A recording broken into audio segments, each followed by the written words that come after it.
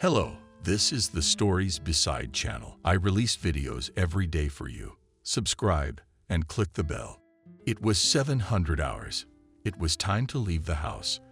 Stephen carefully stepped out into the hallway so as not to wake his mother, who had the only day off in the last week and a half. In the semi-darkness, Stephen looked for a brush to shine his shoes. "Why don't you turn on a light? Why are you walking in the dark?" Stephen twitched. His mother stood in the doorway in surprise, dressed in a terry cloth robe. It was obvious from her face that she hadn't had a good night's sleep and was probably torn with her son. "Jesus, Mom!" shrieked Stephen, theatrically clutching at his heart. "Why scare you in the dark?" "Because I didn't want yours, but something got in the way. But apparently it was me who woke you up. You're giving me a hard time. You should get married." "Mom, stop raising your voice a little," objected Stephen. "If you want me to move out, just tell me so." "Well, go on. That's not the point. I'd be happy to have you live with me forever. You're not really 20 years old anymore, are you?" "No. I should have a family by now. Or at least a girlfriend. All I have on my mind right now is my thesis. Okay, I gotta go. I have to teach my first class. I don't want the teacher to be late." "Well, you might want to think about it. I've got one." Stephen didn't want to listen to his mom and quickly ran out of the apartment.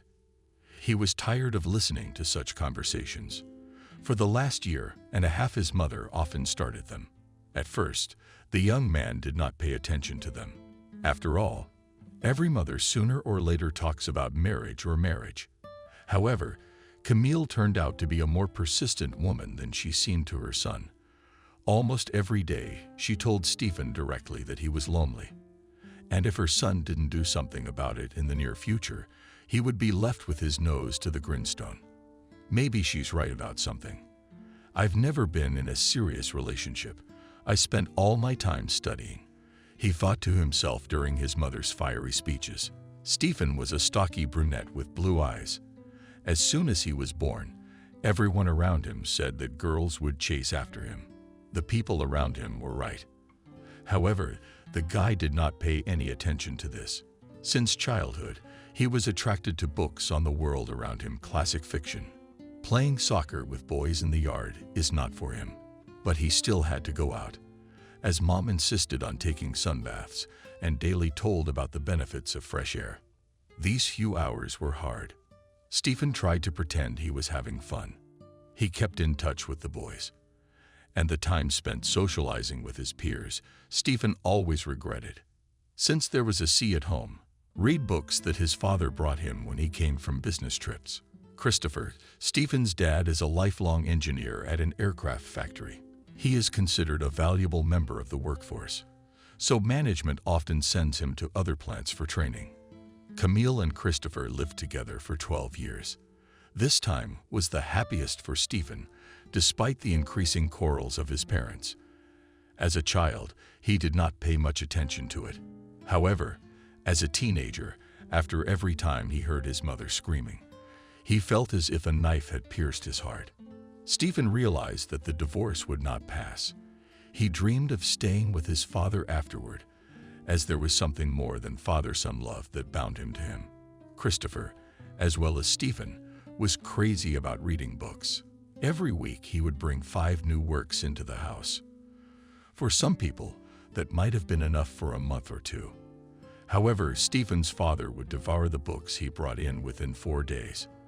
The salesman in the bookstores thought he didn't work. That's why he read so much. That was not the case. Christopher worked 8-10 o'clock a.m. jobs at the company. He'd come home, help his wife with the housework. He didn't have any personal time until after the sun went down. Reading took up a lot of time he could have spent sleeping. But sleep, as they say, is for wimps. Stephen still remembers getting up in the middle of the night to go to the bathroom, walking down the corridor, and in the far room modestly burning Boss. Dad read until 3-4 o'clock. Of course, he didn't get much sleep, but his favorite occupation helped him to relax after a hard day's work and the next scandals with Camille. As a child, Stephen tried to understand why books attracted his father so much. When he asked him what was so fascinating about them, his father handed him a book by Jack London called Hearts of Three. Stephen did not want to read this work because he thought it was written for girls since it had the word hearts in the title. He overpowered himself. He came home after school, did his homework, and opened the book. Jack London's world sucked the boy in so much that he lost track of time. By 12 o'clock at night, he found that he had already read 2/3 of the work. He was eager to find out how the story would end. However, a shout from his mother at the other end of the house, who saw the light in his room, made it clear that it was time to go to bed. From then on, Christopher began to buy not 5 but 10 books a week. Camille did not welcome such a hobby, as she believed that the money spent could have been used for home improvements, upcoming renovations, the purchase of her personal car. But also, after all, the money should be given to her mother. Only she would know how to handle it. Yes, that's exactly what she thought. When the divorce began, Stephen was invited into the courtroom, asked who he wanted to stay with. Naturally, the boy, without hesitation, admitted that he would be more comfortable being with his father after he expressed his opinion. He was escorted out of the room where the meeting was taking place. Stephen was not worried, as he was confident that the judge would listen to him. When the hearing was over, the doors opened, and he saw his mother's happy face. Behind her walked Christopher, looking him in the eye. Stephen understood everything. It turns out that his mother has provided the judge with irrefutable evidence that it is better for her son to be with her, and only she knows how to properly build him a happy future. After this turn of events, Stephen was depressed. However, he came to terms with the decision. His father promised that he would visit him, often taking him for weekend sleepovers. This was the only thing that gave the boy strength. The years went by. Dad kept his word, despite the fact that it had been more than 15 years since the divorce. Christopher called his son every day, asking how he was doing. These conversations were a real outlet for Stephen. In them, they shared their opinions about the books they had read, and also recommended each other new works to familiarize themselves with modern literature. Because of the fact that the boy was fond of reading, Camille was afraid that he would enter the philological faculty or a higher education institution, the direction of which is devoted to the study of literature. It was a surprise to everyone that Stephen decided to follow in his father's footsteps. It cannot be said that he had no trouble getting into the first year of the best institute in the city. However, luck was on his side. Applicants with the highest scores chose other educational institutions, so Stephen got on the lists of people on the budget-based training. The first 2 courses were easy for him, as there were a lot of general subjects, and when the 3rd year began, Stephen realized that it would be difficult, but he was ready for everything. It was Christopher who helped him to keep his spirits up throughout his studies. He supported him in every way he could. When Stephen was down and his father saw it, he would call him to his workplace and show him in detail what he was going to do when he graduated. Camille was not thrilled with her son's choice of profession. She thought that he should have chosen a more promising specialty, such as programming. After all, in her opinion, people there do nothing and shovel money. Stephen's mother worked in the beauty industry, making women irresistible. Before attending an important event, as well as emphasized their beauty in everyday life, she worked as a makeup stylist, did hairstyles, makeup. The whole working day she spent on her feet, from which she was very tired. But she liked to feel useful and needed. Despite the fact that she was constantly surrounded by friends and her son, she was always lonely, although she did not admit it to anyone. So she tried to work without days off, and only when the pain in her legs became unbearably strong. She would take a vacation, but no more than 1 day. Because of this rigid working schedule, Camille Stephen managed to do everything during the day. After school, he would come home, do his homework, cook dinner, and spend time reading books. At the institute, he seemed close to everyone, so he had few friends. Stephen did not regret it, because he thought that there was nothing to talk about with these people, as they were only interested in partying and parties. Stephen's personal life was also going downhill. No, he wasn't a virgin. He had a couple one-night stands with girls he didn't know very well. It wasn't done out of love, just to drown his physiological needs. He wanted to find his love. But things were the same as with friends. The girls were only interested in expensive travel gifts of self-development. They clearly didn't want to engage. Why didn't they arouse interest in Stephen? After successfully completing the master's program, Stephen decided that he would continue his studies and enrolled in graduate school. Well established himself among the teaching staff. The guy was entrusted with conducting some disciplines. He liked to spend time with students. He paid enough attention to each of them to make them understand the subject and successfully pass the exam in the future. That day, after talking to his mother about the urgent need to get married, Stephen had to conduct the first pair in the subject of electrical engineering for Camille. The young man was 10 minutes late for the pair. By this time, all the students were in the assembly.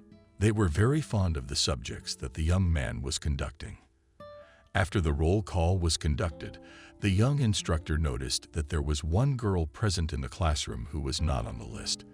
He asked her to introduce herself and then found out that she had transferred to this group from another major. She was a fragile girl with big blue eyes, mustache, and hair. She stood out from the rest of the group. Therefore, Stephen figured she would have a hard time. As the pair came to the end of the class, the students thanked the instructor and scattered to go about their business on break. After Stephen collected all his materials from his desk into his briefcase, he noticed that the new girl was still in the classroom. "Stephen, hello. My name is Smith Emily." With shyness in her voice, said the student. "Good afternoon," smiled and answered the teacher, Smith Emily. "I am glad to welcome you to our group. Of course, it seems strange to me that you decided to transfer in the middle of the school year. I think it's going to be difficult for you." "Yeah, that's what I wanted to talk to you about. I realize I missed a few classes, and I can't hide the fact that it was really hard for me right now. I didn't understand anything. Therefore, I would like to ask you to recommend me some literature that would allow me to catch up." At that moment, Emily put her purse on the table, opened it, and began to look for her daily planner. While Stephen was thinking about which method books to recommend to the student, he watched her every move and noticed that there were error search markers in the bag. "Are you interested in drawing?" the teacher inquired. "What? Oh yeah, you know, it's a real passion of mine. I have been drawing as long as I can remember. Can I see your works?" Emily did not refuse the teacher, despite the fact that her works were somewhat frank. The student confidently handed Stephen her beach sketch. The young man was at first embarrassed by the student's candid work, but continued to familiarize himself with her work. The spreads depicted nude and semi-nude, nude, male and female bodies, mostly without faces. All the reading lines and reliefs were done so filigree that Stephen could not think that the author of these works is a girl who is not yet 25. "You know, they are very beautiful works." Continuing to look, Stephen said, "I can't understand one thing, how you ended up in engineering." "Oh, Stephen, it's all very complicated. My father wanted me to get a good profession that would bring me a lot of money in the future. I don't like to argue with him. So I went to your institute." "What do you mean, our institute?" "But it's just that my home is 150 kilometers away. From here I decided that it is better to leave my parents' house, to study at the university as my father wants, and to do my favorite business. Like I want to do." Yes, I understand you." As no one else smiling, said Stephen. After a short conversation with the new student, the young teacher dictated to her a list of teaching aids that would help her to understand the essence of the subject faster. At this, the young people said goodbye. Emily went to the next pair, and Stephen went to the department, where he was preparing for the next lecture. It was about 6 o'clock in the evening. The young man excused himself and went home. On the way, he stopped by a bookstore where he bought 2 new detectives. Stephen was in a great hurry, as he dreamed of starting reading as soon as possible. After all, it was these books that caused a great stir among the population of the whole planet. Opening the door to the apartment, he noticed that on the threshold there were 2 pairs of women's shoes, which his mother did not have. Apparently, she had visitors. "Mom, hi. I'm not hungry. I'll go to my room. I bought new books. I'll read." "Oh, Sashenka, we've been waiting for you. Why did you take so long?" Out of breath, Mother asked. "I had to replace Rick, who got sick. The students have exams coming up, so they can't miss classes. God, but you don't take care of yourself at all. Come on, I'd better introduce you to someone." Camille took Stephen by the hand and led him into the kitchen. When he crossed the threshold, he noticed a smartly set table where two women were sitting. One of them was about 45 years old, and the other was apparently her daughter, because he gave her a look no older than 21. Stephen immediately realized what was going on. Despite this, he was in shock, because his mother had never allowed herself such antics before. "I don't get it. Is this matchmaking? Are we living in the 19th century? Son, can you believe it? Evelyn just happened to be walking by our house with her daughter Jenna. We ran into each other in the driveway when I was coming back from the store. Evelyn is an old friend of mine. I'd really like you to meet her," Camille said without making a show of it. It didn't bother her that there was some confusion on her son's face. "Hello, Evelyn. Nice to meet you. Jenna, my respects." At that moment, Stephen pretended to take off his hat. Camille was shocked by this prank. Her son had always had good manners, and what had happened to him now was beyond her comprehension. The woman quickly came to her senses and continued to steer the conversation in the right direction. Jenna sat with the man at the table. It was immediately obvious that she was not happy about this turn of events either. However, the simplicity of the young man helped her to relax and enjoy the conversation. After looking around the table, Stephen concluded that his mother had put a lot of effort and spent a lot of money to prepare all these exquisite dishes. He had no other choice, so he sat down at the table and started talking to his guest. "Stephen, Evelyn, you can imagine. Jenna graduated from medical school this year. She was going to enter the institute. However, at a family council, they decided that the best medical training happens abroad. So Camille and Wendy decided that Jenna would go to medical school in Germany. Yes, they did. But I realized that Evelyn and Wendy had decided. I'm interested in a different question, and Jenna agrees with their decision," Stephen asked, shifting his eyes to the girl. "Yes, of course. Stephen, can you imagine what opportunities will open up before me? It's the most advanced technology out there. Pharmaceutical companies annually release hundreds of new drugs that allow you to fight diseases. People with cancer are successfully treated abroad, while in Russia patients die for lack of quality treatment. My dad is the best oncologist in the region. I am very interested in what he does. Our whole family is medical professionals. My mom works with kids. She's a pediatrician. So anyway, I get it. My mom found me not just a bride, but a good match. We're definitely in the 19th century," Stephen thought to himself. The conversation lasted until about 2 o'clock. During this time, Camille managed to tell all the background of her son, and also to show a picture of him as a little boy, lying with a bare butt. Stephen found it difficult to control his emotions. However, he managed to do it. During the meal, the young man saw that in the eyes of Evelyn and her daughter Jenna there is interest, which increases with every minute spent in this house. At one point, Camille called Evelyn into the room to show her collection of house flowers. Of course, this was all done intentionally to leave Stephen and Jenna alone. This made the young man feel even more awkward than when he came home and discovered his guests. The girl started talking about herself, how much she wanted to help people, about how she likes to spend her free time with her friends in cafes or clubs. Stephen had mixed feelings about it. The girl was not stupid. It was hard for him to understand how such a desire to study could intersect with the constant partying in her life. Speech. Jenna was coherent and literate. She had clear thoughts in her head, interesting plans for her life. Yes, she was undoubtedly not the type that usually surrounded Stephen. Despite this, the guy did not feel any attraction to this girl at all. The bulk of the time while the young people were alone, Jenna spoke. Sometimes she realized that she was becoming too much, and she began to ask Stephen questions. Mostly they were questions about his personal life.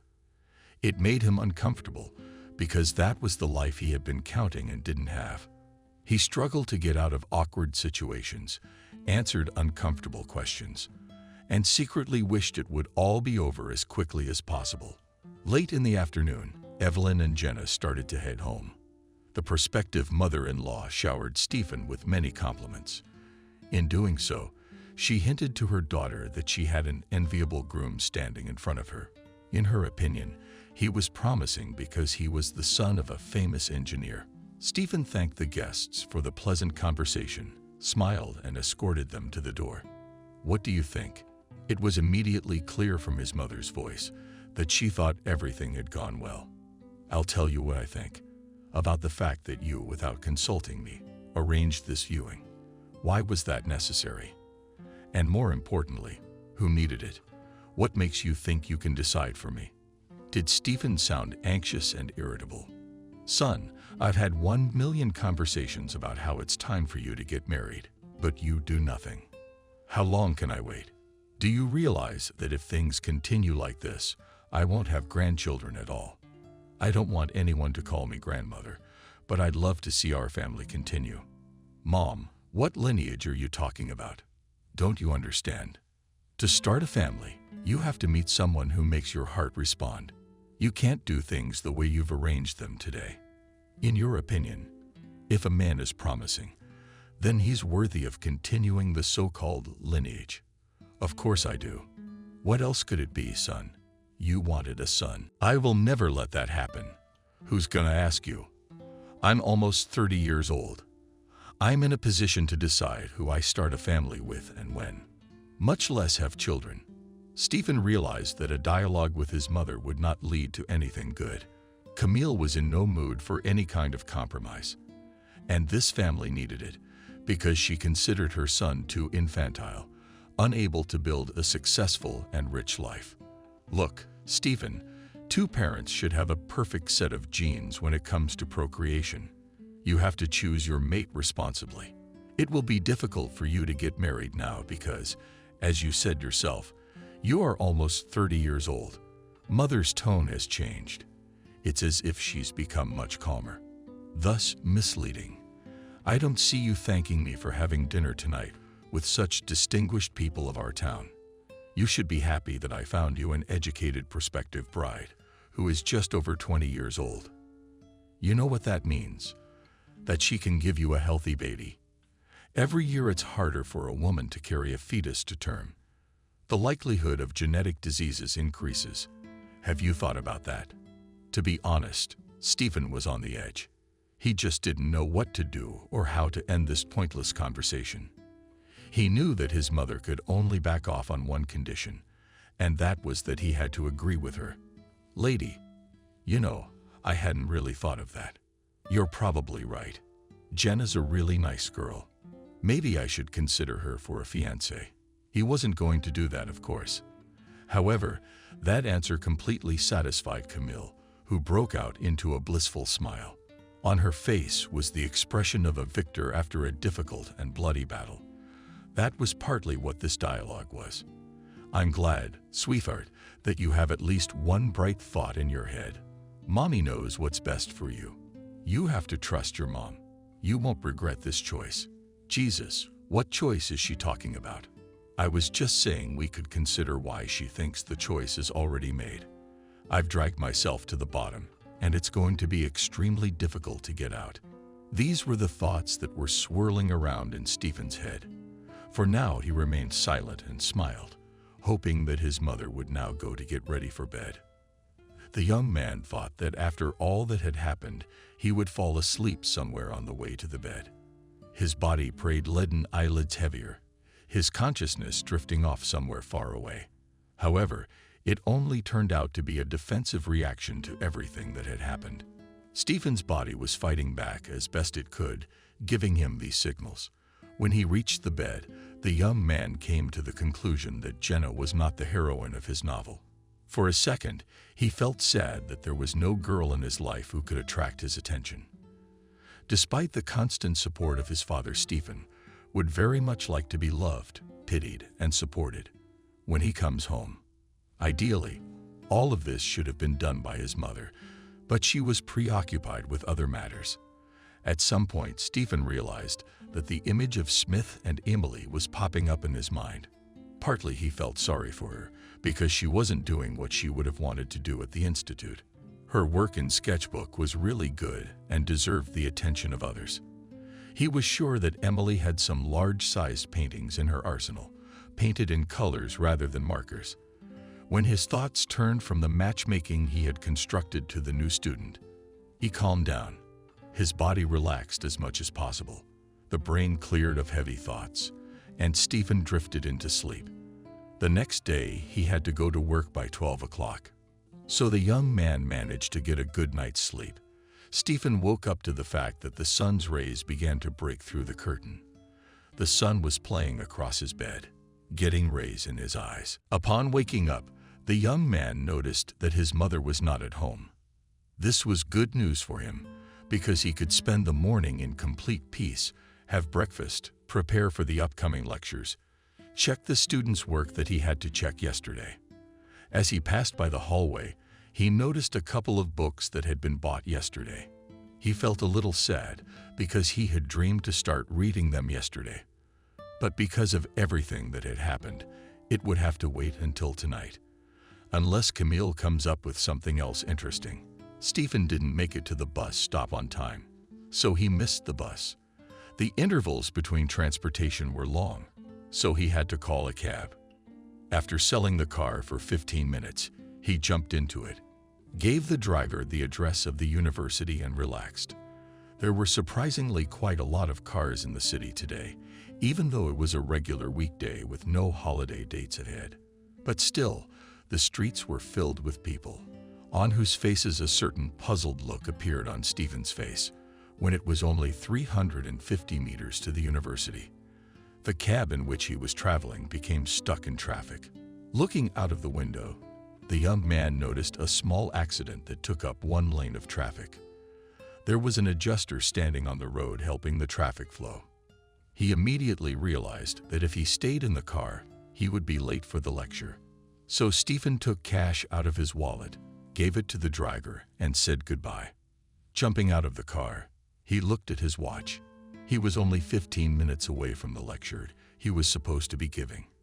It was only 15 minutes away. He shoved his briefcase under his arm and ran as fast as he could. On the way, he had to push people who were clearly not in a hurry to get to class. He even saw his students among them. He wanted to shout something encouraging. Maybe they would rush to the upcoming lecture after that. When Stephen turned towards the students, there was a violent collision. The young man managed to stay on his feet, but he noticed a girl lying on the pavement. Markers and sketches of drawings had fallen out of her bag and were lying on the pavement. Stephen immediately realized that it was Smith Emily. Everyone around them froze. At first, it was not clear whether the girl was conscious or not. The young teacher ran up to Emily. At that moment, she began to rise. Everyone exhaled, including Stephen. "Oh my God. Emily, you're all right. Can you tell me what hurts? Should I see a doctor or call an ambulance?" "Fuck the ambulance. By the time they get here, you might bleed to death. I'll take a cab to the hospital." "Stephen, calm down. What are you, like an elephant in a china shop?" "I can't say I'm all right. My knees are very sore." At that moment, Emily raised the hem of her dress a little. From there showed slender, graceful calves and knees that were shattered all over. A new colored blood started from them. Stephen's heart clenched. He was deeply ashamed. Without thinking, he gathered up all the markers and sketches, put them in Emily's bag, picked her up on his arm, and ran as fast as he could. On the way, he wondered where to take Emily. The girl at this moment was very much surprised, but could not utter a word. If it had been an ordinary person, and not her teacher, she would have started screaming, swearing, fighting. But how to behave in this situation that had developed, and she had no idea. Running up to the institute, Stephen, with Emily in his arms, climbed the stairs and turned in the direction of the infirmary. Its doors were closed. Stephen was angry. He could barely contain himself from swearing at the whole institute. "Emily, do you have a nail stick?" You could hear in his voice that he was holding back his rage. The girl was discouraged by such a question, as she couldn't understand why he needed it. Sawing nails didn't seem like a good time. "Yes, of course there is. Here you go." Stephen took Emily's wand and headed towards the castle. Fortunately, it turned out to be the easiest. It could be opened with a single movement of the hand. Entering the infirmary, Stephen rushed to find hydrogen peroxide, absorbent cotton, and bandages. Emily all this time stood dumbfounded by the sight, on the threshold of which she could not cross. When Stephen had everything he needed in his hands, he turned to the girl. "Why are you standing there? Come in. I'll treat your wounds." "Stephen, thank you, of course, but I could have waited for the nurse to come back. Or, at the very least, I can treat my own knees." Stephen's expression changed immediately. He didn't like to say the same thing twice. So he walked confidently toward the girl, took her in his arms, carried her into the medical center, and sat her on the couch. "Stephen, but really, I can handle it myself. Emily, please sit quietly. I'm responsible for what happened. I have to make it up to you somehow. If you think I have a beef with you, you're mistaken. You didn't deliberately run at me, I hope. If it had been intentional, I'd classify you as a peculiar person. But you're a decent man, a teacher. I realize you were just late, so you were in a hurry, not looking around. Please leave it alone. I'll work on my own wounds." Stephen looked sternly at the student, knelt down in front of her so that he could clearly see the injuries and help revive them as soon as possible. He knew how to administer first aid, so this did not cause him any difficulty. The whole process took no more than 5 minutes. When he was done, he raised his head to look at Emily. A wide smile was visible on her face. "Emily, do you feel better?" "To be honest, Stephen, not really." "Then why are you smiling?" "I just noticed that when you were treating my knee with hydrogen peroxide and then smearing it with green, you were blowing on my knee like it was the most precious thing in your life." "Well, maybe not the most precious, but the most beautiful," Stephen thought, stretched into a smile. "Emily, it's just that I caused you a lot of trouble and pain. I tried very hard to make sure the procedure didn't cause you any discomfort. I hope I did the right thing, so that when you see me, you won't be reminded of this horrible incident." We exchanged a few words. The young people noticed that they were already 30 minutes late for their class. To keep the rumors from spreading around the school, Stephen sent Smith Emily first. When she left, the young man gathered all his things, left the office, and was about to close the door so that the nurse, who would soon be back in place, would not notice anything. "I'm embarrassed to ask, what's going on here?"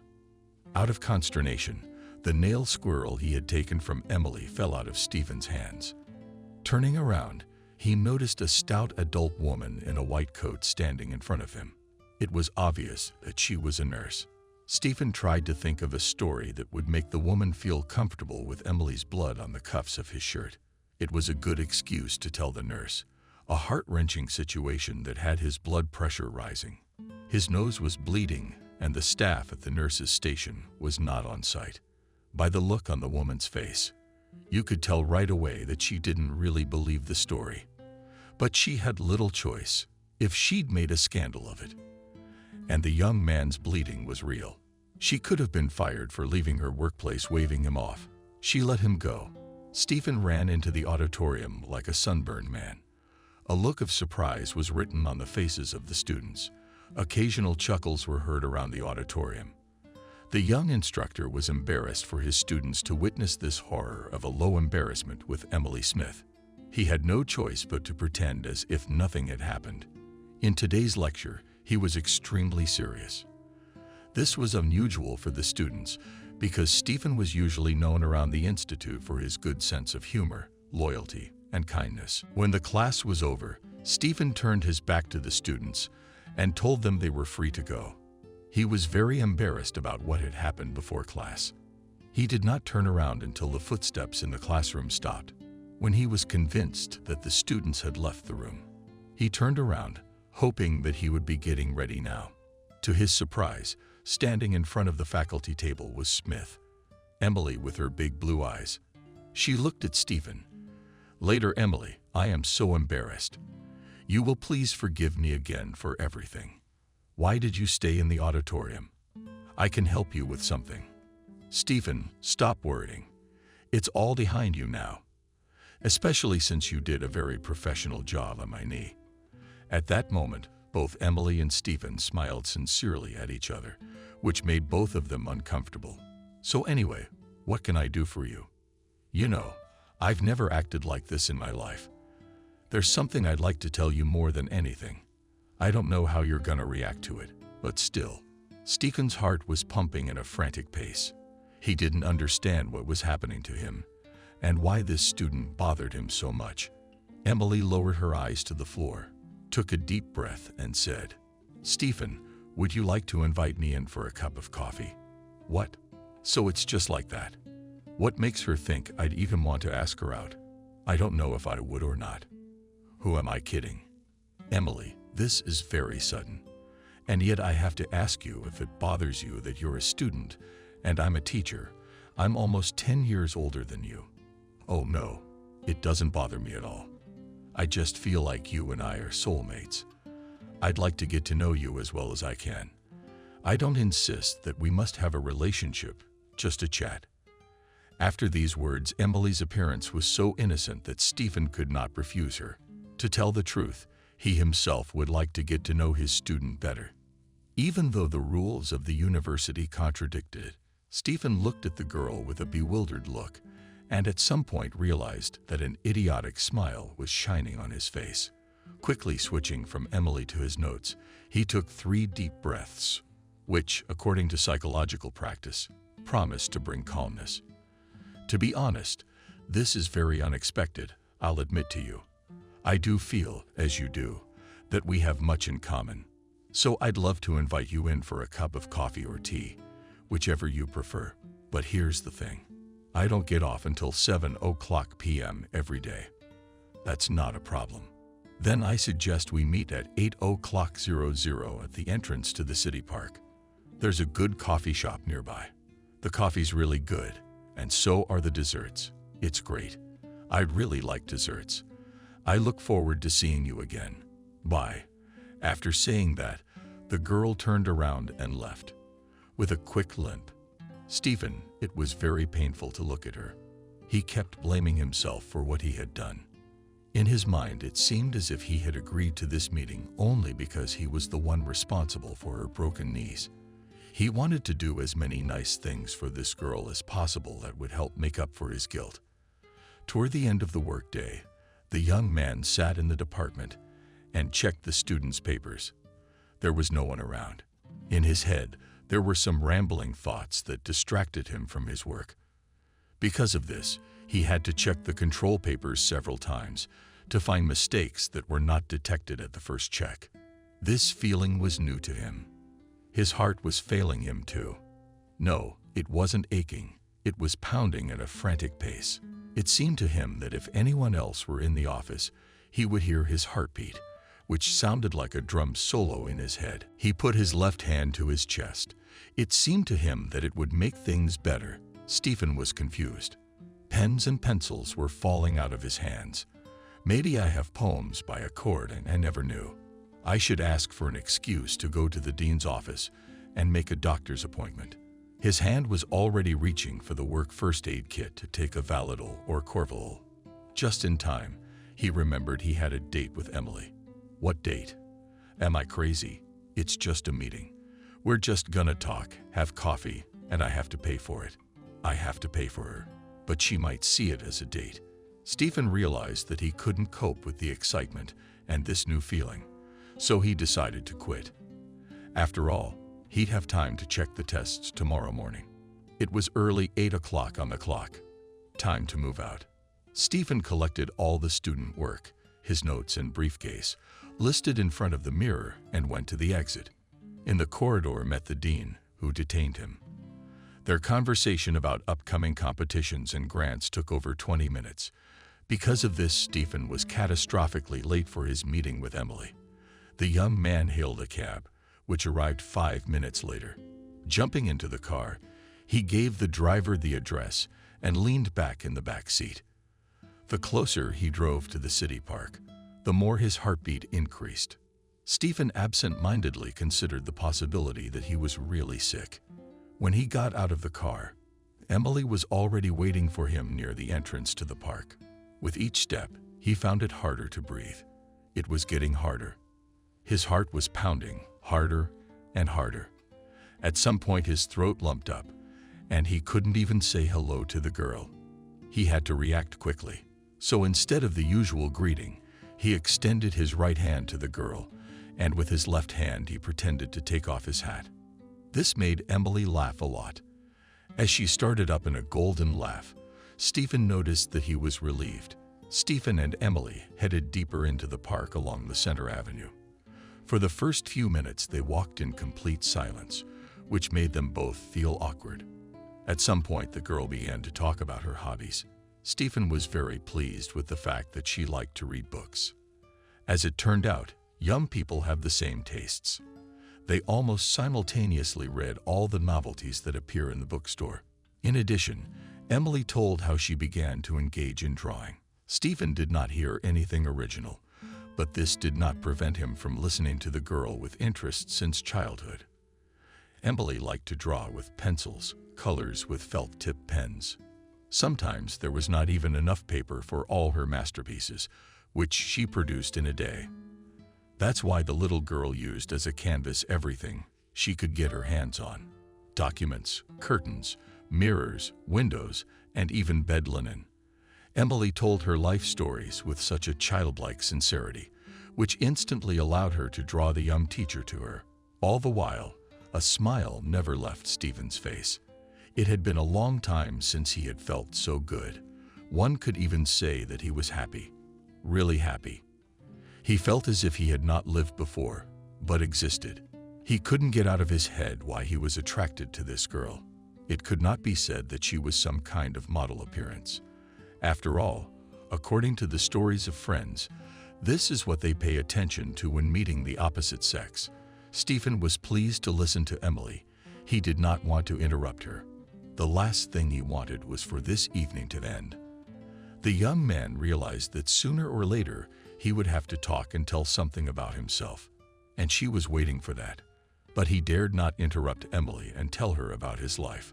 And what did he have to tell about how he lived with his mother in a 3-room apartment in the center of the city? How his mother wouldn't let him take a step without her permission. He was ashamed. He didn't want Emily to get the impression that he was a mama's boy. He wasn't. He tried to fight the matriarchy in the house, but he wasn't very good at it. And instead of the sweet feeling of victory after an argument with his mother, he constantly felt guilty. Especially when Camille clutched at her heart and screamed that Stephen was trying to drive her to her grave. God, I don't even have anything to say about my life. After 2 o'clock, it started to get colder outside, so the young people decided to stop by the coffee shop Stephen had talked about during the day. They were both surprised that their orders were the same: Cocoa and Napoleon. "Were you peeking at my order?" Emily shrieked sharply, theatrically putting her hands at her sides. "No, you were watching me, young lady," replied Stephen, laughing. Laughing, Stephen replied, "I'm not. Where did you find a young lady? I'm a grown-up, independent, and self-sufficient woman. Of course, my father didn't want me to move so far away from my parents' home. It was my choice. I've been living in your city for 3 years, and I've never asked my parents for money. I make my own living. It's not much, but I'm sure that in the future my work will be appreciated, and I'll be able to live well. Okay, I'm sure. I'm just kidding. Don't mind me. Stephen, I've noticed that the 2.5 hours we spend together, I'm the only one talking. Can you please tell me something about yourself?" Stephen agreed. But did he have a choice? The young man said that since childhood he had been drawn to knowledge, that his father had accustomed him to books, and now he could not spend a single evening without reading. He did not talk about the fact that everything was not smooth in his family. Emily didn't need to know that Stephen's parents were divorced and his mother couldn't stand his father. And she certainly didn't need to learn that her mother's main job, in her opinion, was to arrange for her son's matchmaking and marriage. The young teacher was quickly going over in her head the topics on which to talk. When there were pauses, Emily tried to ask leading questions on topics of interest to her. It was by chance that she learned that Stephen had decided to follow in his father's footsteps. It turned out that Christopher was known even in the city where the girl came from. She was pleasantly surprised, as she had read in the newspaper's interviews with the outstanding engineer. She especially liked Christopher's articles on various subjects. Stephen was very much surprised that Emily was aware of who his father was. It turned out that she even knew that Christopher and Camille were divorced.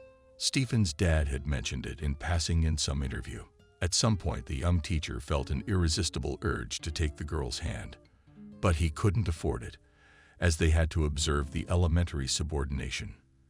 To be honest, he was a little shaken at the thought that they might be seen by students or professors from the institute. If they thought something untoward was going on, Stephen would lose his job. It was obvious to Emily that she was very eager to touch the young man. She tried to touch him in every possible way, supposedly by accident. In the coffee shop, the young people spent another hour and a half. It was already about 23 o'clock on the clock. Stephen said that the time had passed catastrophically unnoticed and suggested Emily to go away. Yes, you're probably right. But Stephen, don't you know it's etiquette for a young man to walk a girl home? What? Oh yes, but you see, Emily, it's only permissible if there are romantic feelings between a man and a woman. And you don't. At that moment, Stephen was lost. Never before in his life had a girl behaved so openly in his presence. Where had he ever seen a woman declare all her desires at the first meeting? He didn't know what to do in this situation. He wanted very much to walk Emily home. But this prim pedantry prevented him from agreeing to this adventure. Where do you live? It's not far. Come along. To his surprise, the young man obeyed Emily. When they left the park, they turned into dark lane. The girl reached timidly with her fingers for Stephen's hand. To say that he was discouraged was like saying nothing. His hand remained unmoved while Emily's fingers gently stroked his. At the same time, they did not speak, walked in silence. Words were unnecessary here. Emily's heart was beating in a frantic rhythm. She had never acted so unbridled in her life. She felt as if she were scaring the young teacher away from her. But she didn't want that. She wanted to get closer to him. A wave of passion and attraction was washing over her. She became a hostage to her heart. Emily was willing to do anything to make Stephen respond to her actions. What scared her most in life was rejection. Rejection of her. The girl, like Stephen, had never been in a serious relationship. It seemed to her, too, that the men around her thought more of their animal instincts. Intimacy with the opposite sex was intimidating. But things were different with this guy. Stephen was still walking the same way, frozen. Fear. Only fear kept him from responding to Emily's actions. It was hard for him to explain where the feeling came from and what exactly he was afraid of. It could have been misunderstanding from the mother of the people around him, coworkers and students. Yes, it could have been judgment from the outside that he would not want to experience. Meanwhile, Emily's actions became more confident. She went the bank. The girl decided that she had nothing to lose, and it was now that everything should be decided. If the young and attractive teacher did not respond to her already far from timid actions, she would let him go. It was clear from the student's fingers what she wanted. Stephen stopped squeezing her hand, whereupon his fingers tangled with Emily's slender, neat fingers. This was the moment when the young people realized that they cared about each other. Stephen, are you comfortable? Yes, but I'm not. Emily, why not? I think our atmosphere would be more favorable if we switched to you. I don't know. Do you think it's appropriate? After all, we're faculty. Student. Yes, it is. But we're not in lecture. We're not in counseling. We're actually on a date. I thought we were meeting to get to know each other. We are. But we originally met because we have some warm feelings for each other that shouldn't be between a teacher and a student. Stephen was lying to himself when he talked about not feeling anything for Emily. His heart and body spoke of something else. This was the only girl he was comfortable with, and he had decided to risk his relationship with his mother, work in science, and teaching. At that very moment, he didn't care about anything but this young and awe-inspiring creature holding his hand. No longer did the young people address each other anew. Their hands clasped each other more tightly, and when Stephen took Emily home, he did not want to let her go. Emily felt the same way, and she wanted very much to invite Stephen to her house. But the fear that the young man would misunderstand her took over. When they reached the entrance, they stopped. Emily, without letting go of his hand, turned to the boy. For several minutes they stared into each other's eyes. It was hard to tell what they saw in them. It's not for nothing they say that the eyes are the mirror of the soul. Stephen still stood in confusion. He didn't know what to do next. They should have said goodbye a long time ago, gone their separate ways. But the girl and the man looked into each other's eyes and held hands without a break. At some point, Emily realized that she had to act first. She stood on her tiptoes a little and reached for Stephen's face. At that moment, his brain shut down. He reflexively reached up, and their lips met. At first, it was a gentle, childlike kiss, but with each passing second, the passion increased, and their lips greedily embraced each other. Tums unapologetically entered another space, exploring the terrain. When the kiss ended, Stephen said it was getting late. He hugged Emily goodbye, and they parted. The young man lived not far from the student. On the way home, he was in high spirits. Had Stephen met someone he was ready to go on with? How can it be that two people with the same interests, views on life met only now? Let's be honest, it wasn't the best of circumstances. But Stephen waved goodbye to everything, just to feel happy for a moment.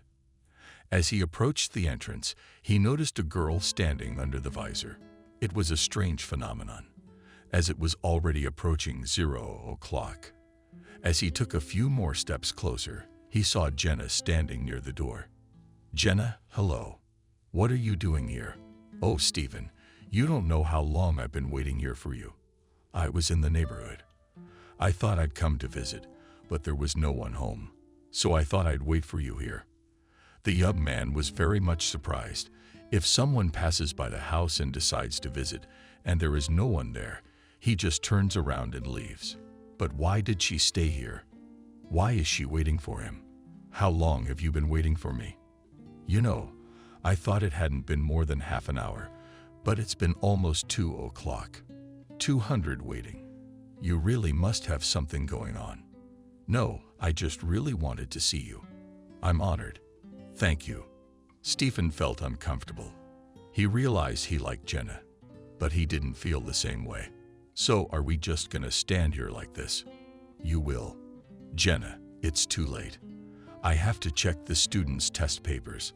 I promised I'd announce their results tomorrow. Perhaps you should go home." "I'm sorry you waited so long for me." "Stephen, but I think they won't be offended if you don't announce the grades. If you tell them that you spent that time with a pretty girl you like, they'll understand your position and take it all in stride." "Yeah, except I'd be lying." "What do you mean?"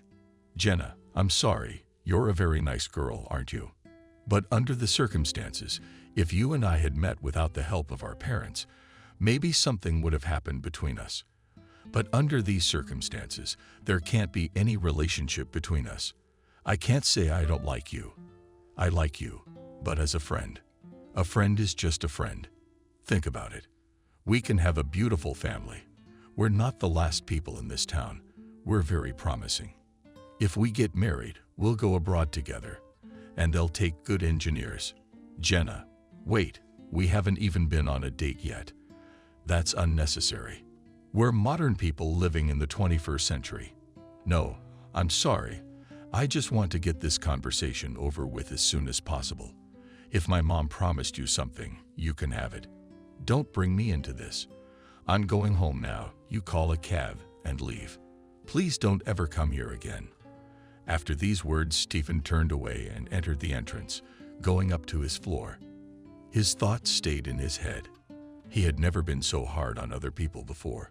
Always went along to get along, but not this time. And he realized why things were happening this way. It's Emily's fault, or rather, it was her fault for what she had done to his heart and head. Entering the apartment, Stephen was surprised. The TV was on and his mom was lying on the couch. "Mom, hi, I'm home." "Oh, Stephen, I've been waiting for you for so long. Where have you been?" "Oh, wait, let me guess. You were with Jenna. How was the date?" "I don't know who Jenna is." "What date?" "You weren't with her. Where were you? Did you even see the time?" "You don't care if your mom's at home worrying. You were worried sick when you thought I was with Jenna. That's why you were so excited to see me." "Oh, I see. I guess Jenna didn't wait for you." "How do you know she waited for me?" "Someone rang the doorbell while you were out. I went over, looked through the peephole, saw Jenna there. To be honest, at first I didn't want to open the door because I wasn't at my best. But the girl was very persistent. Eventually, I let her into the apartment, and we talked. She said she really wanted to see you, and that she liked you. To be honest, I was really excited, because, as I said before, this is a very good match for your future wife." "Mom, let's just leave it at that. What happened next?" "Well, I told her you were due back from school soon. I suggested that she wait for you downstairs. I thought when you saw her, you'd be pleased. But apparently I miscalculated. Yes, I sent her away and asked her never to come here again." "What? How dare you? Do you realize whose daughter she is? She'll never forgive you after that." "Stephen, who needs you at your age?" "Whoever needs you, needs you." "I don't get it." "With your eyebrows together?" Camille asked. "Can I ask you more about that?" Stephen decided to tell his mom the truth. Maybe then she would leave him alone. The young man told Camille that a girl had come into his life. They have many common interests and feel an irresistible attraction to each other. During the heightened narrative, Camille's face was constantly changing. Such colorful emotions that changed every minute he had never seen before. He did not know how his mother would react to all this. He didn't feel like fighting. However, the feeling of dread that lodged in his chest said otherwise. His stomach grumbled as if he hadn't eaten in 3 days.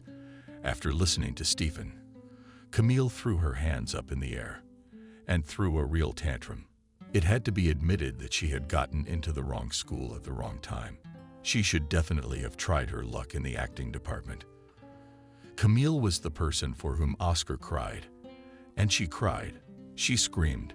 She was silent. She pretended to gasp.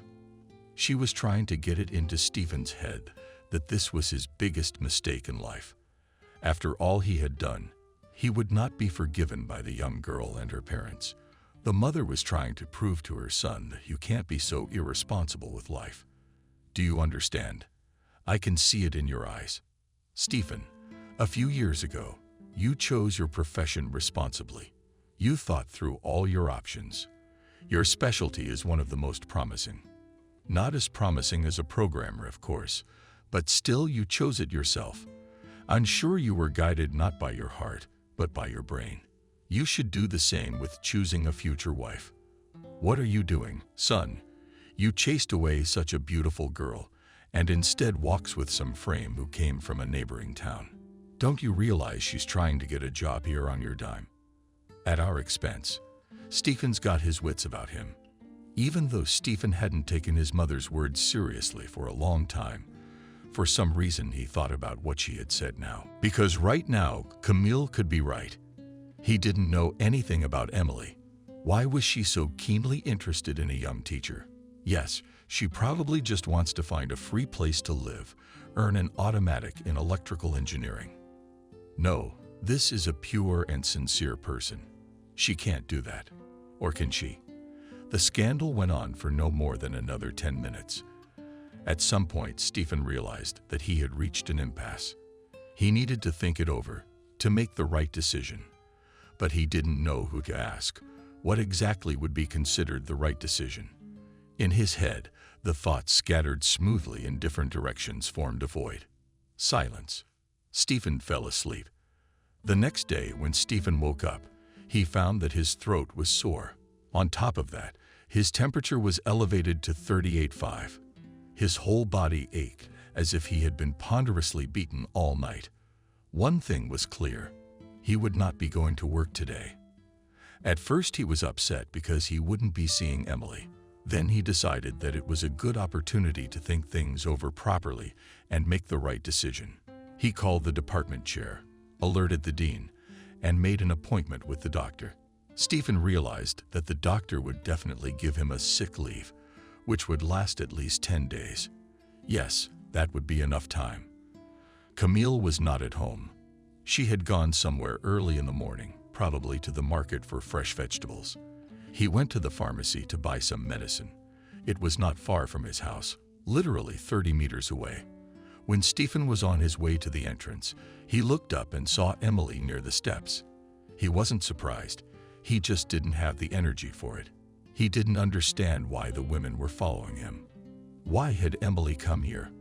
The girl stood in a light floral dress just above the knee. On her shoulder was a pink bag, and in her hands a branded bag from the store, in which oranges were visible. "Stephen, hi. How are you? I was really freaked out today when Jack showed up for steam instead of you. I thought something serious had happened. I ran to the department, but the secretary said you were ill. I hope it's nothing serious." "Hello, Emily. Well, I don't know how serious it is, but I have a sore throat. It's a lousy condition, of course. Why did you come here?" "What do you mean?" "To check on you, to give you an orange so you can get vitamins and get well soon. I missed you." At that moment, the girl raised her eyes to Stephen a few times, playfully clapped her eyelashes, and pouted her lips. "Emily, you forgive me, but what are you apologizing for again? I really don't have the energy. I don't know what happened yesterday. I've never been through anything like this before in my life, so I need time to think." "Think about what?" Emily asked in surprise. "I'd like to take charge of yesterday's situation. Why did that happen? Why do I have these feelings for you? Why are you so open with me? Why are you so assertive after all? These are the kind of questions that are sitting in my head right now. You know, there must be a catch, but I can't see it. You attract me like a magnet. I've never had that in my life. I'll tell you the truth. I'd like to hold your hands for the rest of my life and never let go. It's like you've been stealing from me. If we lived 300 years ago, I'd really think you were engaging in hostile behavior." "What are you talking about?" Tears began to well up in Emily's eyes. She could no longer keep a steady, calm voice. She was shaking. "What fight? I opened up to you. I gave you the key to my heart. Did you use it? Entered the hearts. Now you want to break it. No, Emily, I'm just not familiar with this whole thing. I'm scared, to be honest." Stephen wouldn't tell the girl that her mother was against their relationship. He didn't think it was information that deserved her attention. They looked at each other in silence for a few minutes. Stephen was pained to see the tears in Emily's eyes. He stretched his arms forward and spread them slightly apart, letting the girl know that he was ready to hug her. She instantly responded to his call, snuggled against his chest, and catted his neck with her arms. It so happened that Emily had received a stab in the heart in 15 minutes, and then a fit of tenderness and revelation from Stephen. She knew what he was talking about. After all, she had experienced the same thing. Despite this, she truly believed that the feeling that was spilling inside of her was the truest love. This little conversation with Emily helped Stephen forget the tantrum his mother had thrown. There was no going back to that conversation. Apparently, she was confident that her son had listened to her. The young man was on sick leave for 10 days. His mom was with him only in the evenings. During the day, Stephen was visited by Emily, who told him news from the Institute local gossip and also shared impressions of the lectures that Jack held. One of the days, Camille was at work. Emily, as always, after studying, approached the entrance of Stephen. The young man was waiting for her at the same time every day. They didn't need to call each other. They felt each other. Seeing a familiar silhouette approaching in the window, Stephen ran out of the apartment, ran up the stairs, came out of the entrance exactly at the moment when Emily was 3 meters away from him. The girl joyfully pounced on Stephen, kissed his cheeks, eyes, nose, smoothly moving to his lips. While Stephen was on sick leave, he didn't want them to kiss, afraid of infecting Emily. But she didn't care. She confirmed that contagion doesn't stick to advance. Afterwards, she laughed and pounced on his lips as if she hadn't seen them in forever. During the passionate kiss, the young people did not notice anything around them. The gray cityscape turned into the natural world always becomes much brighter when a loved one is near us. Yes, it was the beloved Stephen who confessed his feelings to Emily on the 3rd day of the hospital stay. This fact did not shock her. She, of course, reciprocated his feelings. Even though they had only known each other for a week, both of them were sure that this love was for life, and they wanted to get married as soon as possible. Emily was already prepared for the fact that the proposal would be made not by Stephen to her, but by her to him. But still, she was waiting for a man to take that step. Camille spent a lot of time at work, tried to lead a social life, but that day she was ashamed of the fact that at home there is a sick son who needs her care, and she instead has fun with girlfriends. After quickly saying goodbye, the woman gathered all her things. She ran to the store to buy groceries to prepare a delicious dinner. She wanted to give her son a little feast. She hurried home with all her legs, and when she wrapped up in her yard, she saw that under the driveway young people hugging, kissing. Wow! They couldn't find any other place. How are people supposed to walk? She did not want to scandalize, as she was in a good mood, and decided to make a simple remark. "Guys, why are you standing here in broad daylight in full view of everyone?" Camille said without raising her eyes, and ran into the entrance. "Mom, meet Emily." Camille was dumbfounded. She thought she had imagined it. Standing there, afraid to turn around, she couldn't believe it. After all, her son was sick, should be lying in bed waiting for her. "Mom," without letting go of Emily's embrace, repeated Stephen. "Why aren't you in bed?" Stephen released his lover from his embrace, walked up to his mother, took her by the elbow, and took her aside. "I don't understand. What kind of concerts are these? What do you allow yourself? I'm introducing you to a dear person, and you act like she's not even there. How am I supposed to act? Should I welcome her with open arms? Who is she? She's nobody. Look at the way the girl looks. Would an intelligent person wear such a vulgar dress? And what's that on her head? It's horrible. Where did you find her? Did you pick her up like a slit in a garbage dump?" After these words, Stephen was overcome by a wave of rage. No one dare speak of his favorite person in such a tone. His hand twitched, barely missed. The young man came to his senses. Raising a hand on his mother is not allowed, and in general on anyone. Stephen turned around and walked towards Emily. His face had never looked so ugly with anger. Emily was frightened. Stepping up close, Stephen grabbed the girl's arm so that she shrieked a little. The reaction was one of fear and pain. His hand clenched tighter. The guy didn't see anyone or anything around him. Only when Emily started to cry did he abruptly let her go. I'm sorry, honey. I didn't mean to." The girl broke into sobs, covering her face with her hands. No one had ever treated her like this before. She didn't understand why it had happened. After all, she had done nothing wrong. Tears were flowing not only because Stephen had grabbed her and hurt her, but also because of Camille's reaction. "Honey, please don't cry. I'm sorry I hurt you. I didn't know what I was doing. She just made me angry," Stephen said, pointing in the direction where his mother was standing. "Why is she angry without stopping to cry?" asked Emily. "I don't know. She doesn't need an excuse to turn into Miguel." Stephen cradled Emily, kissed the top of her head. There was a lump in my throat again, this guilt that wouldn't let up. Her heartbeat quickened with anxiety. Nausea kicked in. The young man was determined. Sweetheart, it's going to be all right. I'll do everything I can to make us happy. We just have to wait a little longer.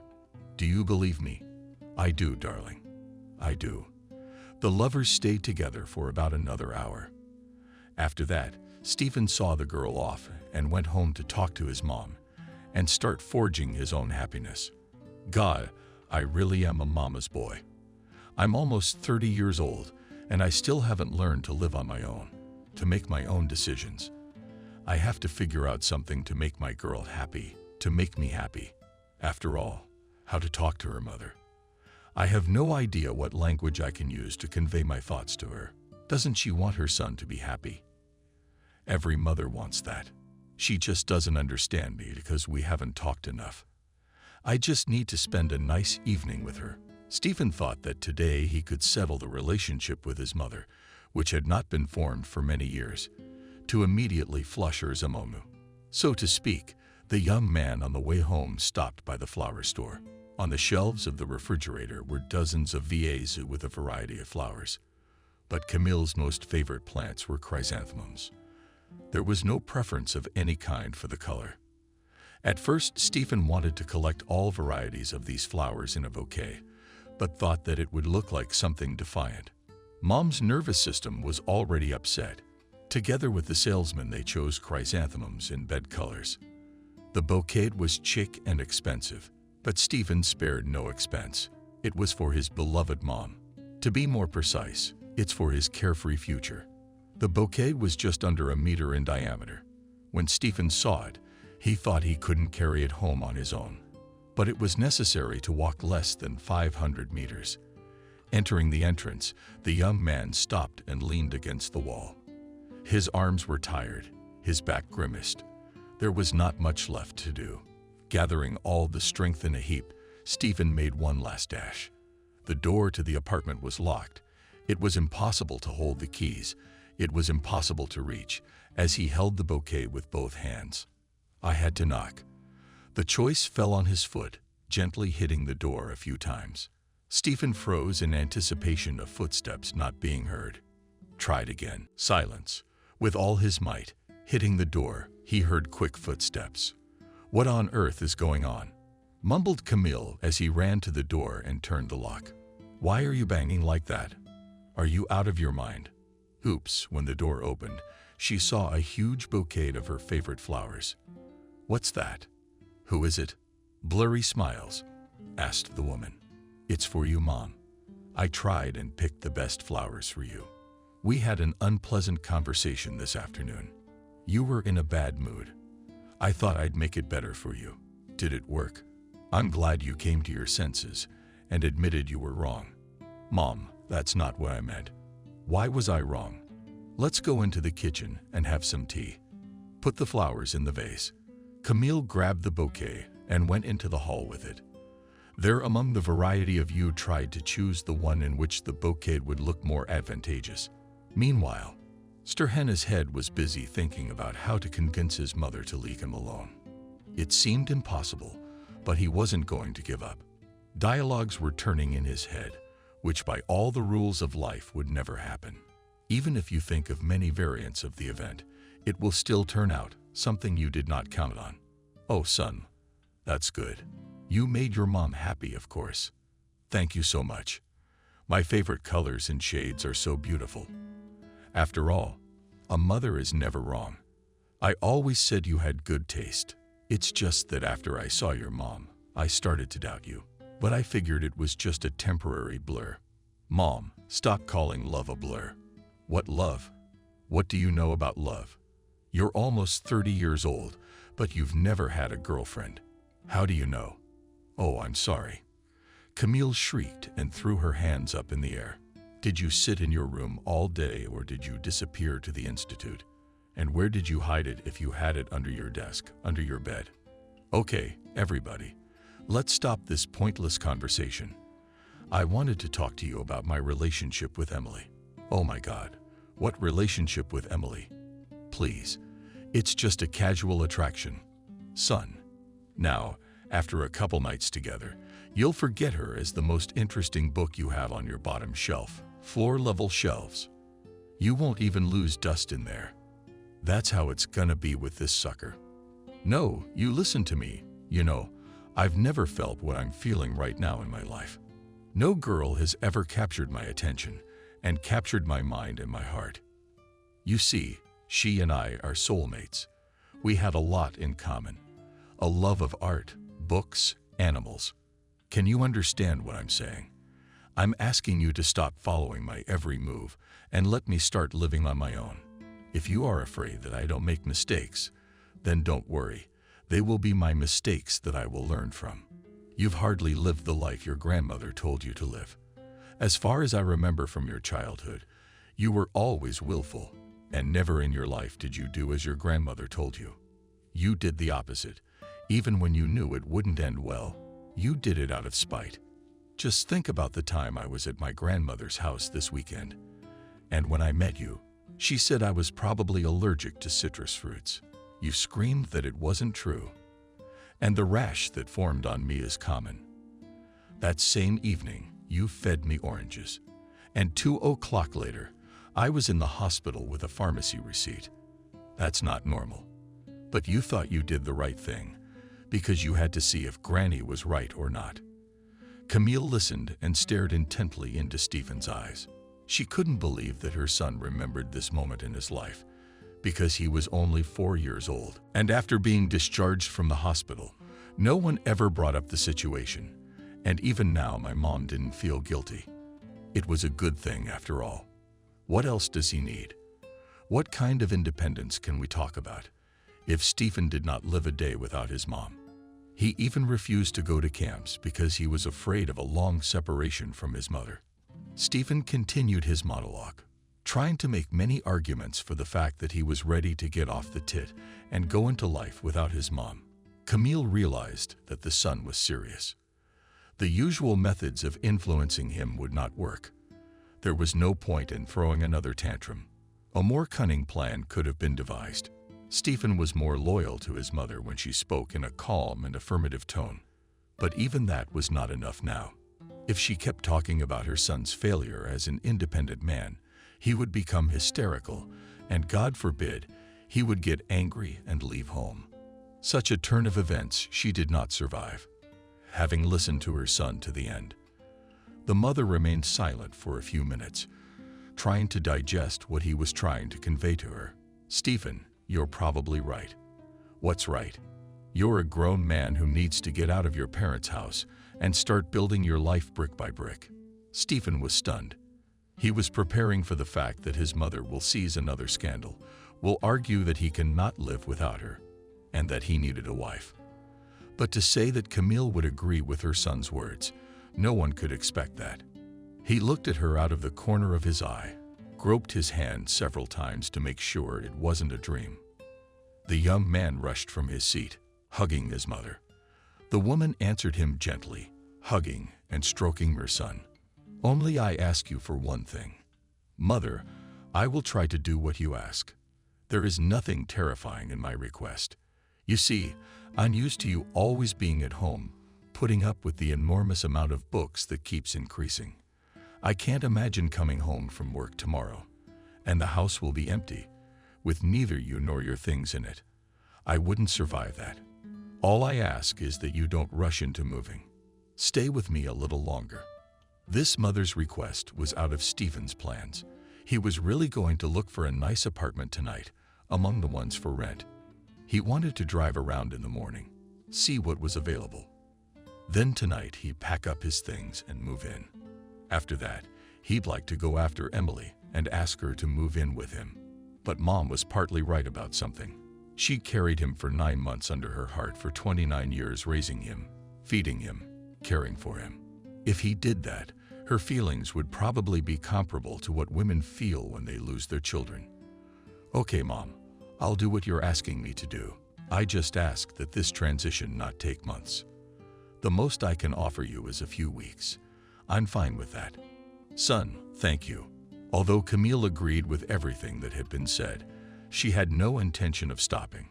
It was early in the morning when Stephen was asleep. She took his phone, found his lover's phone number, wrote it down in her notebook. Toward lunchtime, she decided to call. Hello. She heard a fragile female voice on the other end of the line. Smith. Emily. Yes. Hi, this is Camille, Stephen's mom. I'd like to meet you today. Something's happened to Stephen. The girl asked me worriedly. No, he's sleeping fine. He probably had a fever last night, couldn't sleep. And if he had followed the bed rest that the doctor said, he would have recovered by now. Oh well, that's not what I'm talking about. When can you honor me with your presence? I'm out of class in half an hour. We can meet outside the institute. There's a coffee shop with great coffee. Oh, that's great. I'll be there in 5 minutes. When Emily finished talking, I noticed that she was feeling a little heavy. The feeling of unease was growing by the second. After what Camille had done in the yard yesterday, the girl could not expect her to be kind. What if Stephen had talked to her and the woman had decided to get to know her better to understand her son's choice? Yeah, I guess she did. It's weird, but why am I so excited? Although it can be considered the first acquaintance with the future mother-in-law, no daughter-in-law has ever been completely calm before this event. I guess it's a normal feeling. Emily returned to the classroom, where the class was held, began to absorb what was written on the teachers' websites. Thoughts did not leave her head. It was impossible to concentrate. No matter how hard the girl tried to concentrate, everything was in vain. She resigned herself to her condition and just stared at the clock, waiting for the end of the class. After the bell rang, the instructor dismissed the students. Emily leisurely headed towards the exit. She did not want to hurry, because the feeling of anxiety had already grown to universal proportions. The way to the cafe, which was located in the park, 200 meters from the institute, took forever. There she saw the familiar silhouette of a middle-aged lady. Yes, it was her. Maybe it's not too late to cancel. If I go now and leave before she saw me, it could be said that I was detained after the lecture. While Emily was turning an escape plan in her head, Camille turned around and saw her. The girl stood there like a dumbfounded and didn't understand what she should do, where to run to. Maybe she hadn't noticed her yet. The woman gracefully raised her hand and waved everything. There were no more options. If she ran away now, it would mean she would completely ruin her relationship with her lover's mom. Emily shifted with difficulty. Her legs were leaden. Every step was like torture. When the girl came close, it felt as if she was about to faint. Hello, Emily. Hello, Camille. Stammering, the girl replied. Let's go to the cafe. They were both silent until they sat down at a table. After ordering, the woman spoke. Emily, you know, I'm very glad that my son has you. I honestly thought he was more interested in the book world than the real world. I don't know what's so special about you, but I'm happy he's starting to live. But all people are unique and beautiful in their own way. Some people can't understand another person's choices. Yeah, you're right. You must be able to do something my son never dreamed of before, Camille said with a wry smile. Emily felt uncomfortable. How dare this woman say such things to her? She was clearly alluding to sex and everything that went with it. The snag was that the young people had nothing going on yet. Yes, that's what happens in the modern world when a woman doesn't jump on a man in the first hour of meeting him. It was more than that. Camille, I'm sorry, but it's indecent to talk about such things. And if it bothers you that much, yes, I care a great deal. Stephen's mother started to raise her voice. There was nothing going on between me and Stephen yet. Yeah, but all the better. What do you mean? That he won't be in so much pain after the breakup. You see, my dear, if there's been intimacy between young people, there's a special bond between them. I'm sorry, after what breakup? What are you talking about? That's what I called you here to talk to you about. Honey, you're not our kind of girl. I figured you out when I first heard about you, and when I saw you, all my fears were confirmed. Stephen is the son of a great, not afraid of this word, engineer known not only in Russia, but in many countries of the world. He's an intelligent boy, you know. And now look at yourself. At that moment, Emily turned her head to the right. There on the wall was a mirror. She looked at her reflection, saw exactly what she had seen an hour and a half ago. Maybe her mascara was running. I don't think so. Camille, I look at myself in the mirror 100 times a day. I don't see any signs of ugliness, sty, or inferiority. Appearance. I'm wearing a flowered dress on my head. What are you? A milkmaid? I guess I'm guessing. Before you went to college, by some miracle you ate cows in your village. No. I came from a regional town, Emily replied dryly. What, you didn't go to school in the region? You decided to come to a small town. What is that nonsense? Yes, I did. I wanted to get out of my parents' house, so I came here. Are you even telling the truth? I'm telling the truth. Why would I open up to someone I don't know very well? Plus, I'm happy with the way I look, just like your son. Oh, let's drop it. You're the one who's stupid. I'll continue, if you don't mind. You see, Stephen was only interested in you until he took you to bed. I'm sure that after he's had a few times of getting what he dreams of, all his made-up feelings, and vaporized, he won't need you. No one knows a child as well as his mother who has lived under the same roof with him all his life. Emily, I understand why you chose my son. He deserves the attention of the best women. Not that you're on that list, but still. Emily sat there, not moving. The coffee had gone cold. She couldn't get a word in edgewise. She did not understand how from the mouth of such a well-mannered woman, at first glance, could fly such disgusting words that she allowed herself. Why had she descended almost to direct insults? These questions lingered in her mind. She had no idea what was going on right now. Meanwhile, Camille continued her tirade. I'm sorry your plan didn't work out, but I must confess that Stephen already has a fiancée. But he's been very upset with her because of you. Well, I'm willing to bend at the knees to beg her forgiveness. His future is firmly entwined with the kitten, not you. Just suck it up and let him go.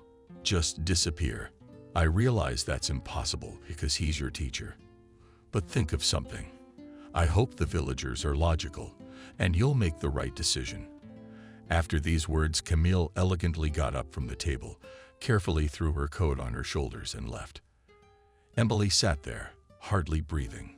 What was that? And what am I supposed to do after that? The girl felt as if she had been doused in mud from head to toe. What is there to say? According to Stephen's mother, she was the dirt that could not be washed away. The woman considered her son's relationship with the girl as something criminal and ugly. I think it would stigmatize the boy for the rest of his life. Emily realized one thing: Stephen had a strong bond with his mother. Tears sprang from her eyes and wouldn't stop flowing. She didn't understand why the woman didn't accept her. She didn't even ask who her father and mother were, nor did she inquire about her reason for moving to the small town. As much as it hurt Emily, she had to make a difficult decision. The next day, Stephen woke up early in the morning, went to the bread store to get a loaf to please herself and her mother, delicious breakfast sandwiches. On his way back, he decided to check the mail. To his surprise, there was a letter there. It was unmarked, only in the middle of the envelope. One word, Stephen, was written in calligraphic handwriting. He couldn't help himself and tore the envelope open on the spot. It contained a letter from Emily. Hello, Stephen. I hope you are almost recovered. I'm sorry I didn't come by to check on you.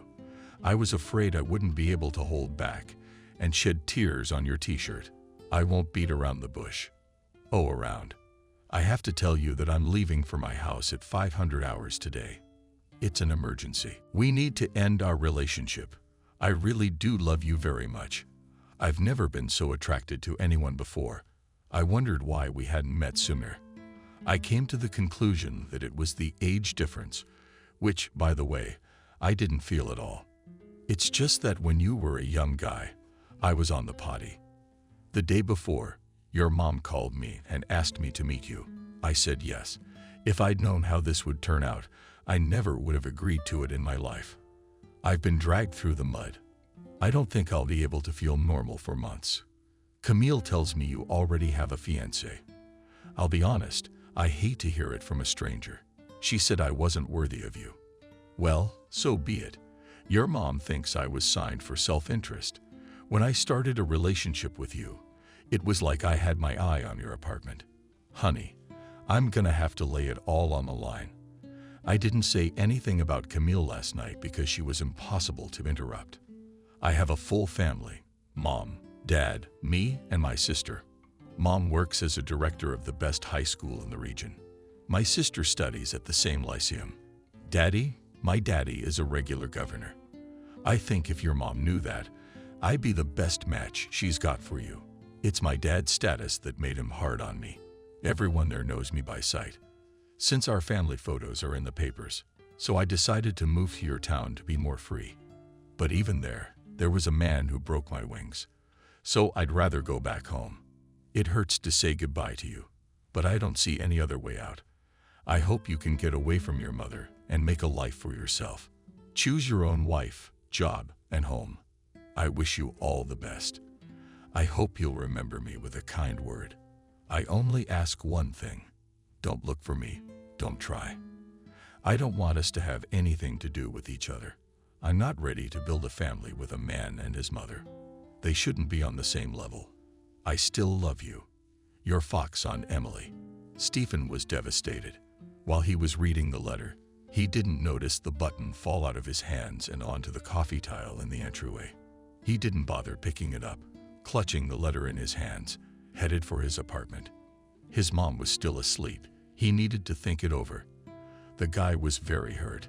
He did not expect such a turn of fate. He could not think that he and Emily would ever part. Only death could separate them. But things turned out very differently. Of course, he looked for someone to blame. In his opinion, it was both Emily and Camille. Mother had insolently meddled in their relationship, and Emily had betrayed him. Yes, she had betrayed him, because she could have told him who she was in the first place. Even though Stephen didn't care, it was important to his mother. If she had immediately found out who her father was, she would not have opposed their relationship at all. It wasn't until he was 30 that a guy got his heart broken for the first time.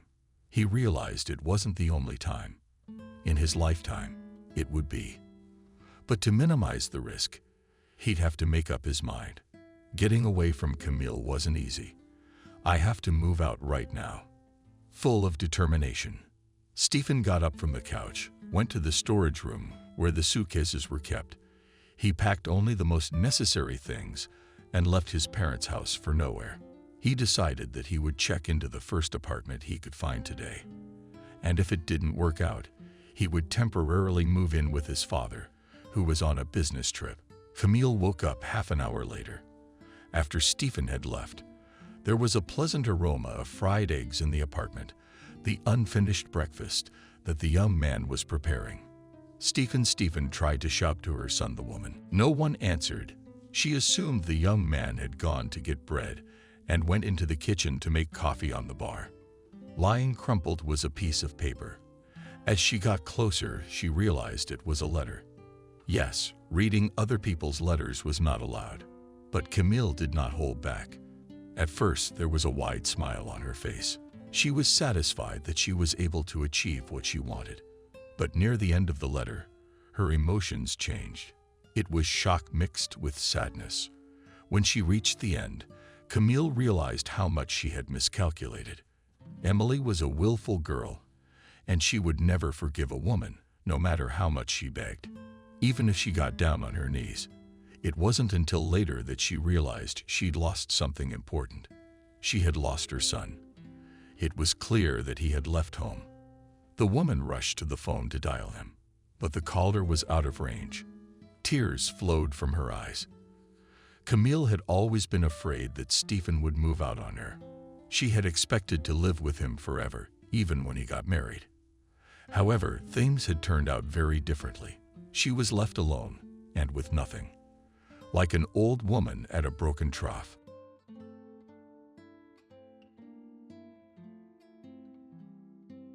Subscribe and click the bell. Molly admired her reflection in the mirror. A tall, slender woman with luxurious hair. She hardly recognized herself. The black dress of classic style shone with a steely sheen, which only emphasized the advantages of her figure even more. Suddenly, a suspicious rustle was heard from behind. followed by a whisper from Nancy's eldest daughter. She's so beautiful, like a cartoon queen. The younger Vanessa said affirmatively, aha. The girls thought their mother couldn't see them, but the mirror revealed their secret agenda. Peeping is not good. Molly turned around abruptly. The daughters squealed with delight. Mommy, we were trying to be quiet. We just really want to see it all too. Vanessa messed up her nose, so you can hear it from 3 kilometers away.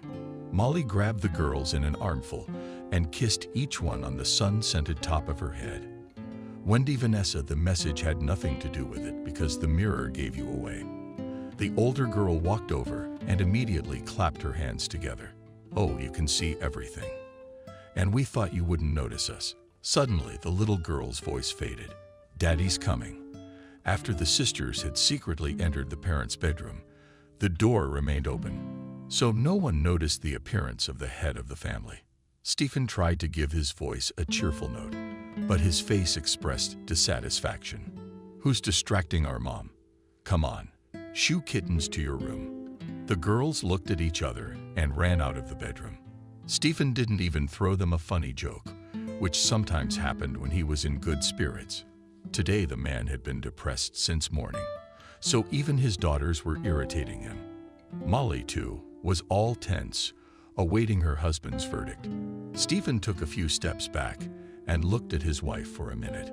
It was so unbearable that the woman asked in a half-whisper, "What do you think?" "Nothing good. Couldn't you have bought something more decent with the money I gave you?" "Stephen, the only thing I could have bought with that money was a warm bathrobe. My parents gave it to me. I wonder why I'm the last to know. I told you to keep me in the loop, including financially. But it was my parents who decided to help me out. It doesn't matter. You don't live on an island where you could do whatever you wanted.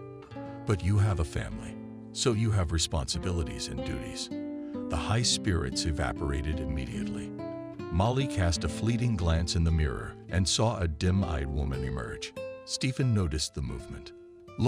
Look at yourself without averting your gaze. Now you understand why I always attend important events. You're in that shabby outfit you spent mad money on. You look like everything. I won't say the number of years out loud. Tears, resentment appeared in the woman's eyes. "Stephen, why are you making a spectacle of yourself here right now? You should have gone to your own corporate party. If you're embarrassed of me, I didn't stuff myself into the company." The man jumped up to his wife and looked into her face. "You're still raising your voice. You should be dusting me off. I provide for you all. I feed you.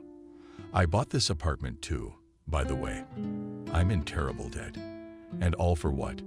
To make my wife turn her nose up at me. Stephen, why did you grab Molly's makeup and throw it all over the dressing table? That was my money too. So you'd better shut up." He headed for the door, but then he came back. "I'll give you half an hour to pack. Sam and his wife will pick us up. As for your reproach, I'm really ashamed of your appearance. Can't you see you look like a tortured codfish? I'd love to go to the party alone, but the chief has ordered all the staff to come with their soulmates, so I'm at your mercy, so you can consider my situation hopeless," and pouring his discontent on the unfortunate woman. Stephen already said more calmly, "Pays and really very unfortunate choice, but it's too late to change anything. And the hair, I think it's too inappropriate for your age. What's with all these frivolous aunts? I hope my girl's not in that condition. You'll see for yourself.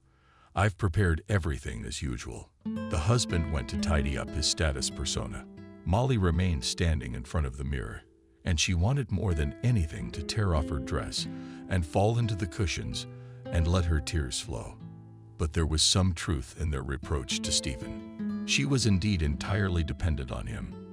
After all, even for the necessary feminine trifles her husband allocated her monthly funds. And after every trip to the store, she presented him with receipts. And this had been going on for almost 10 years. From behind again, there were light footsteps. The daughters nestled against their mother, as if they wanted to comfort her. And the eldest Nancy whispered, "Mommy, and trust Daddy. You are the most beautiful in the whole world, and he scolds you on purpose because he is afraid." What is he afraid of? Don't you understand? What if while Daddy's at work, the Tsarevich comes and takes you away with him? It happened. Remember in that story you read to us, Vanessa, the other day? Molly laughed. Well, I'm not Sleeping Beauty. And there are no princes and princesses among my acquaintances. Anyway, go to your room. Daddy's gonna come in and swear at us again. This threat was followed by an immediate reaction. The girls flew out of the room with cosmic speed. Left alone, Molly corrected her makeup. She once again critically examined herself in the mirror. What a mess of hair on her head. In a minute, the design was evil. There was no trace of it. The woman went through her long hair and then invented Strand's beautiful herringbone and laid the braid on the side. It really did look better that way. For the umpteenth time in just one day, the woman caught herself thinking that agreeing with her husband in everything had become a tradition for her. She had grown accustomed to obediently following his orders, accustomed to his perpetual displeasure. It had gotten to the point where she was afraid to move at night to avoid waking Stephen. But the worst was that her husband takes such servile behavior as a norm. And not so long ago, things had been different. How could she not have noticed her transformation into a slave? This was not the first time Molly had faced this question. After all, 10 years in the scale of one human life is a long time. But it so happened that Stephen imperceptibly became for her not only the main person, but also the ruler of her fate. Unfortunately, she realized it too late, and now she has to bear all the insults and humiliations without complaint. But all this she is ready to endure only because there is a hope that one day she will see again that kind Stephen, who for her was from childhood the standard of a real man. Molly was too young to remember the details of their first meeting, but Jenna loved to recount how her 3-year-old daughter had declared to the world when a new boy was brought into their group. "This is my friend," to affirm that right. The little girl squeezed the baby's palm tightly and led him to the part of the room where the play corner was. The pupils of the younger group fell silent, and the adult witnesses of this touching scene smiled reproachfully. But no one objected to this distribution of roles. Then Molly was not distinguished by a soft character, and on any aggression on the part of her peers responded sharply. And her methods of fighting with opponents allowed the use of brute physical force. Therefore, Jenna often had to blush from the unworthy behavior of a small bandit. Christopher, learning about the mischief of his heiress, proudly declared our vein. "Therefore, we have no weaklings in the family."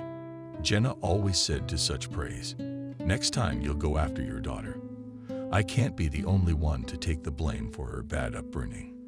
The man sincerely resented who dared to say such a thing, that fool. "That's what you're going to tell the teacher too, because she thinks you and I are failing in our parental duties."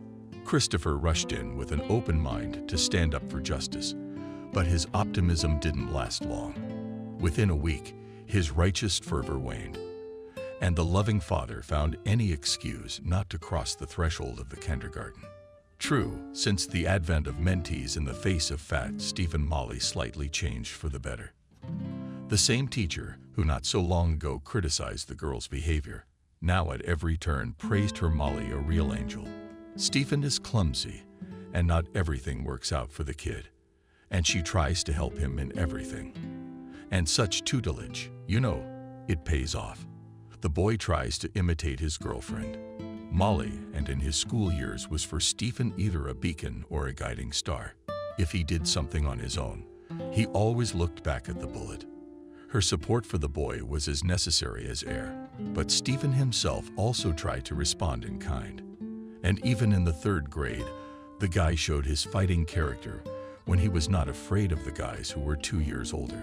5th graders decided to shake their younger counterparts, and they chose girls as their victims. Stephen stumbled upon the humiliating scene quite by accident. 3 girls from the class, surrounded by immature runabouts, were desperately crying. "Boys, we really don't have any money. We spent it all in the cafeteria." One of the bigger boys spit through his teeth. "What if we shook you like Pinocchio?" The girls cried even louder. But these tears are even bigger. Would the extortionists be aroused? One of them grabbed the smallest girl by the hood of her jacket. Stephen, without thinking of the consequences, grabbed some stick, and with it went to ram the enemy with a shout of freaks. Let the girls go. The hooligans clearly did not expect such a turn of events and rushed away. Saved classmates then told everyone about the courage of Stephen, and the young hero was embarrassed by his sudden popularity. True, his moment of fame was short. When the novice bandits realized that screwed up in front of the third grade, they decided to take cruel revenge on him.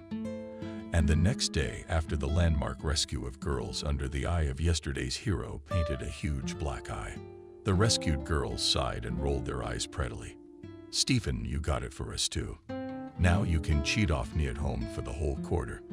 In math, the second classmate wanted to drag him into a sick dance class, but Stephen delicately refused all kinds of help and proudly said bruises are nothing. Scars adorn the face of a real man. But Stephen's popularity did not endear him to Molly. When classmates started circling him like flies, she seriously warned them. He's my friend. We've been friends since kindergarten. And just because Stephen protected you doesn't mean he's going to hang out with you. The classmates didn't have to repeat themselves twice, and they quickly refocused their attention on another subject. But Stephen had already gotten a taste of popularity, and he was angered by Molly's interference. Why are you meddling where you're not wanted? Maybe I don't want to be friends with you anymore. That statement annoyed him, but it didn't frighten Molly. The girl stopped paying attention to Stephen, and access to her notebook was closed to him. Of course, he could have moved to another desk, and many girls would have been happy to have such a neighbor. But something told him he shouldn't make it public. The relationship with Molly was ruined. The tense situation resolved itself. All the holidays at school were celebrated brightly, but with the involvement of their own talents. When the program of the Defender of the Fatherland Day event was drawn up, all that was left was to find worthy presenters. At the Pedagogical Council discussed various candidates, but the principal herself unexpectedly suggested that we're racking our brains here. In the third, and there's a lovely couple called Molly and Stephen. One of the teachers objected. They're very young, and that's great. Babies are always seen in a positive light, even if they make mistakes. A common cause brought the friends together again. They did an excellent job, and many said that it was the presenters who were the highlight of the concert program. Molly was in the crossfire of glances for the first time, and Stephen already knew the taste of fame. Then, after the concert, he suddenly realized that Molly could be the bridge from which he could jump more than once. This discovery both shocked and pleased the ambitious boy. He held out his hand to his girlfriend. Molly, I'm sorry, I was wrong. I said some nonsense to you. The girl was embarrassed. She didn't expect Stephen to say such things. It was out of character. Come on. Forget it, Stephen. I'm not angry. She smiled openly and immediately realized how much she missed their companionship. Friendship forever, then. Molly laughed. It overflowed her soul with joy, and Stephen sang out, "The friendship is strong. It won't break." A friend in a thin voice picked up, "Won't split the rains and the South." They sang the popular children's song selflessly, holding hands and looking into each other's eyes. And at that moment, they truly believed that nothing and no one could break their friendship, that the world seems very different when you're young. It's a well-known fact. Molly and Stephen were convinced that they should only step on the broad road of adult life, and they will walk on it easily and confidently. Although both of them did not have excellent diplomas, their chances of getting into a good university were high.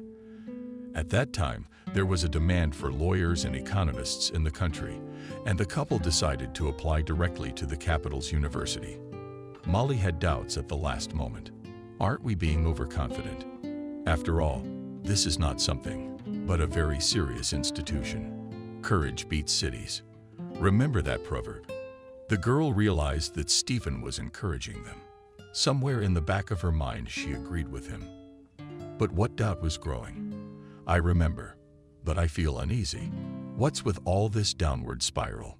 Molly, I don't recognize you. You've always been brave. That was before. It's all the same at your home school, but here it's Moscow. Maybe you and I can find something a little more modest. There are plenty of good schools all over the country. Stephen became serious at once. I'll try to prove to you the evil truth of life on my fingers. Indeed, there are many institutes in our beautiful country, but only the capital's universities have an impeccable reputation. Even if your diploma is full of C's with a few B's, the mere fact of graduating in Moscow will be a huge advantage when applying for your first job. I probably don't need to tell you that career growth depends directly on where you start. Molly looked at the guy as if she was seeing him for the first time. They had talked so much, knew so much about each other. Molly understood that Stephen wanted to achieve something, but for him to have such emphatic, pragmatic thoughts, she had no idea. He even seemed like a distant stranger to her now. Stephen, are you thinking so strangely? I even get the impression you're repeating someone else's words. I can't deny it. I have my moments. But I don't see anything wrong with it. Look at you and me. I mean, we both come from average families. Our parents are positive people, real hard workers. How is that a bad thing? My dad has honorary degrees all over his wall. So what? Where do we put these props? What use is it? Stephen, are you talking crazy shit right now? It seems so to you because you were brought up on outdated stereotypes. But life changes, and today we have different priorities. Because enthusiasm alone won't get you far. My father realized that a long time ago, but he didn't have time to readjust. He laid it out for me. The rules of life should be initially, as the great poet said, from the young nails to aim at achieving the main goal. Of course, at first it may seem unattainable, but if you set the right accents, everything will work out. Did you surprise me? I've never looked that far. I always thought it was like a computer game. You had to go from one level to the next. In principle, you have a good point, but the main goal should be immediately using your comparison as a target. Stephen looked at her with his eyes. So Molly understood, and her arguments will not be heard, but still tried.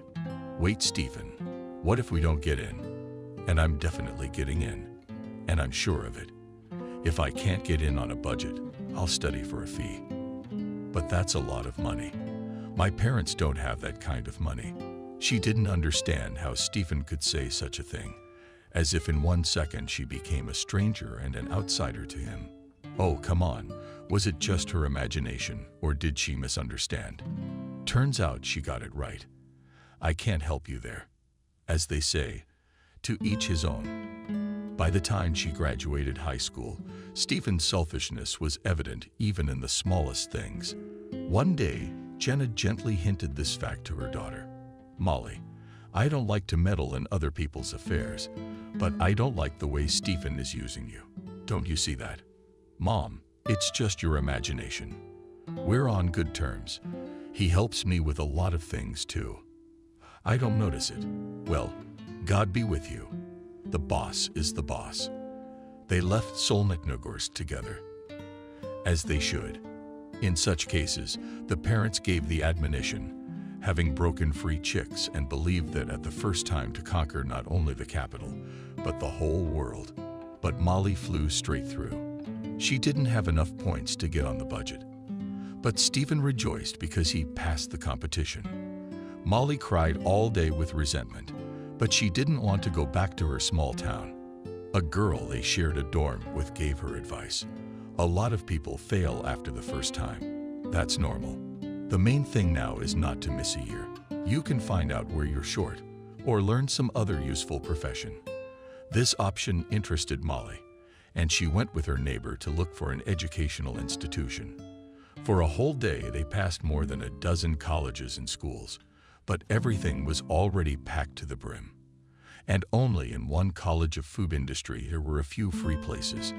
But the girls, tired of searching, were satisfied with the result.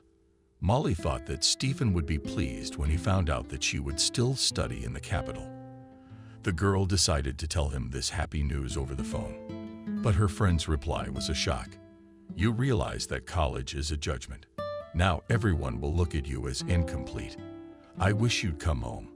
You could try again next year. Molly tried to change her friend's mind, but he firmly believed he was right.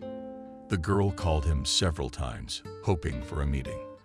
But Stephen each time found 100 excuses to keep the date from happening. Evelyn, the girl they went to college with, noticed. "I think your date is embarrassed of you. He's my friend. We didn't have any of that, and it's too bad. No matter what anyone says, but guys like consistency. Yeah, they might have an affair with your girlfriend on the side. But God forbid they get something they used to think was theirs stolen from under their noses. What are you implying?" "I'm not implying anything. I'm telling you to make your Stephen worry. You're an attractive girl, and you can have suitors. Evelyn, do you think it'll work? Are you sure your friend's gonna come running?" How do I put this plan into action? It's very simple. Evelyn's method was simple, but most importantly, it required nothing. The executor was also quickly found. Molly was being courted by a guy who was nearing the end of his studies.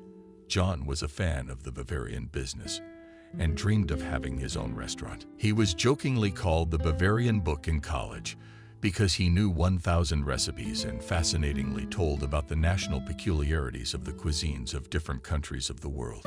John invited Molly to a cafe a couple of times, and she agreed to keep him company out of boredom.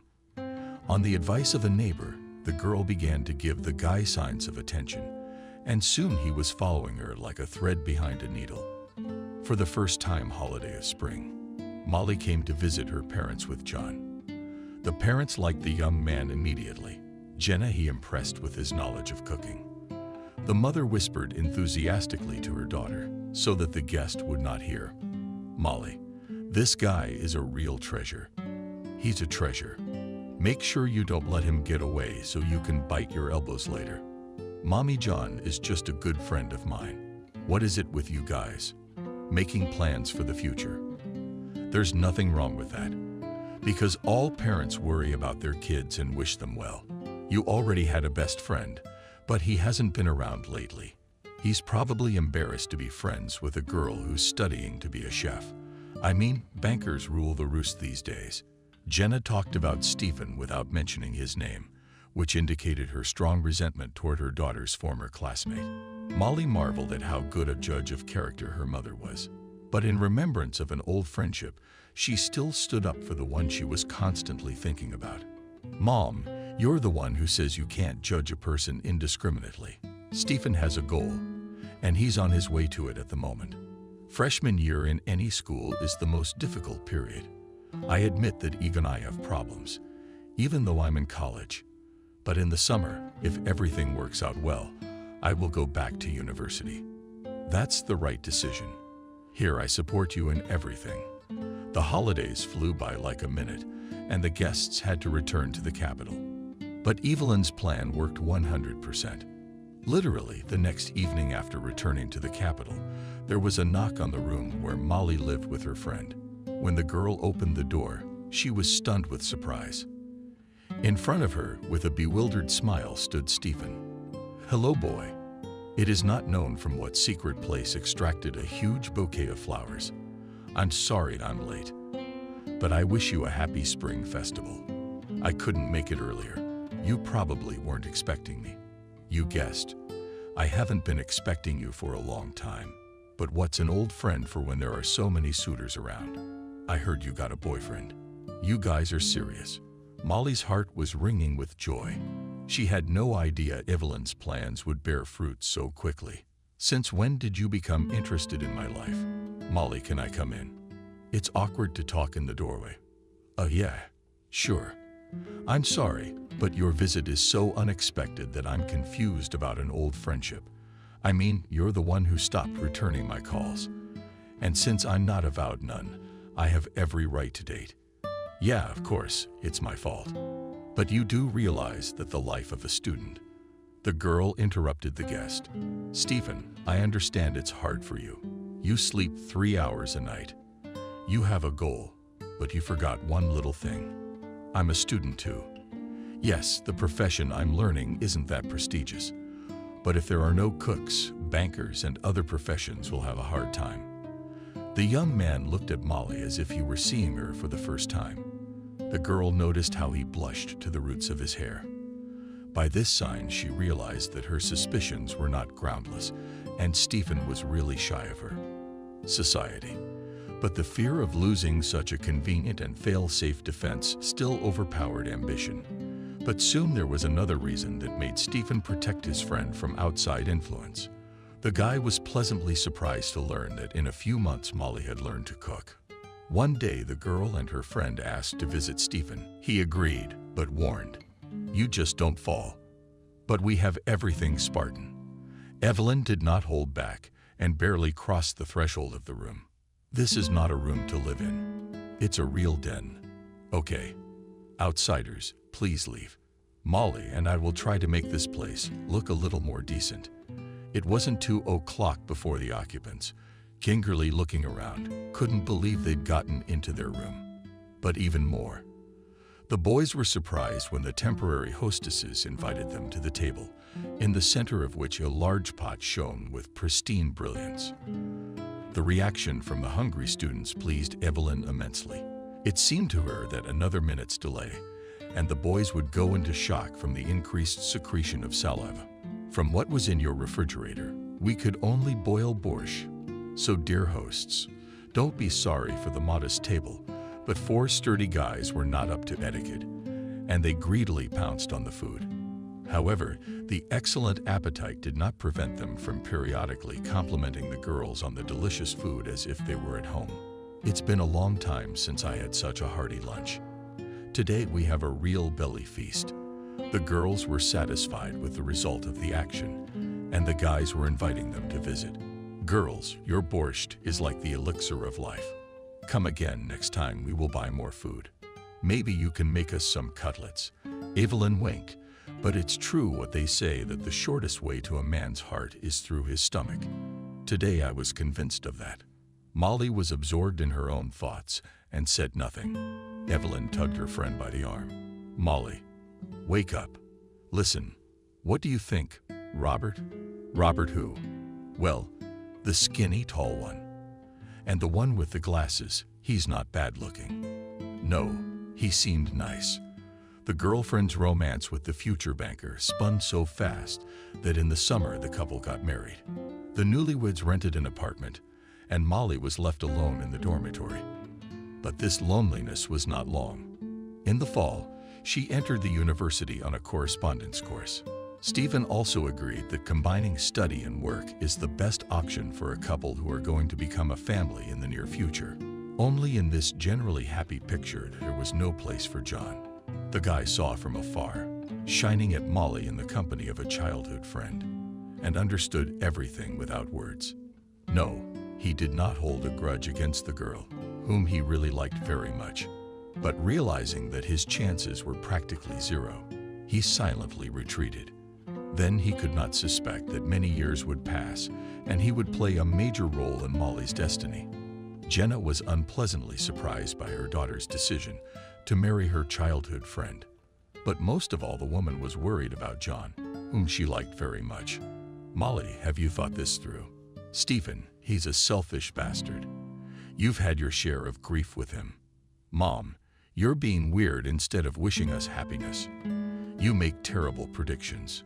Christopher did not interfere, but from his look it was easy to guess that he was not excited about the upcoming wedding either. Not until before the celebration itself. He still decided to talk to Molly. "Daughter, I just want to say don't confuse childhood friendship with love. Are you sure Stephen feels that way about you?" "Of course he does, or he wouldn't have proposed to me." But as the emotions subsided after the wedding, Evelyn began to ask herself that question more and more often. All the burdens of family life she had to pull on herself. Even more complicated life. Studies. Stephen advised his young wife to quit Molly University. "Why bother with your brain? You have a good profession. Very useful for the family, by the way. I love your borscht and everything you make." "Stephen, you're the one who told me to go for it." "That's right. But I think right now your only priority is our family. I want my home to be warm and cozy and filled with children's laughter. And what will we live on? Let now our parents help us a lot, but they're not going to be pulling their weight forever. I'm not gonna put that kind of weight on their shoulders. I've only got 2 years of school left. Then I promise that I will do everything I can to provide for my family. Molly listened to her husband's optimistic plans and suddenly asked Stephen, "Tell me honestly, why did you marry me?" This conversation took place during breakfast, and the man almost choked on a sausage sandwich with cheese. "Molly, is it permissible to ask stupid questions while eating?" "Well, most women suffer from this bad habit. But I'll tell you the answer to that. I've never even considered another candidate for wife. You and I know each other well, which is good for our marriage. Then you're a great hostess and a great cook. In short, I have complete confidence in you." "Stephen, what about love? Did you marry me for pragmatic reasons?" Molly was astonished by her husband's revelations. She had expected to hear from him quite different words, but he did not think it necessary to say them, even for the sake of propriety. The young woman felt humiliated and wanted to tell her husband everything. But Stephen caught her mood and beat her to it. "Love is a beautiful word, of course, and I understand perfectly well what a storm is brewing in your sensitive heart. But life is hard, and you can't get very far on love alone. For me, it's more important the material side and everyday life. And lyrics are a secondary matter. So you didn't marry me for love. You married me for convenience." Stephen looked at his wife as one looks at a hopelessly ill person. "Yes. What's wrong with that? I'm comfortable with you, and I plan to live my whole life that way. And thanks for the delicious breakfast." The husband still hadn't answered the big question, but Molly didn't dare to ask it anymore because she knew the answer. That day she realized how right her mother was. Everything inside her protested, and the voice of reason shouted, "Get away from him now, or it will be too late later. Where's your pride, Molly?" The young woman did not heed the call and stayed. It was her first sacrifice, made on the altar of, she thought, of marital happiness. Stephen was a subtle psychologist and realized at once that he had won his first victory. Every day thereafter he methodically suppressed in his wife her own. His dictate was well thought out and from the outside resembled the care of a beloved woman. Another advantageous quality was possessed by Stephen. He always acted proactively, not giving his wife a chance to recollect. Just a year of living together, Molly turned into a mountain maid of her husband. She fulfilled his every whim at the first request. When Stephen found out that they were having a child, he began to control her every move. Therefore, Molly had to leave the university after 2 years of study.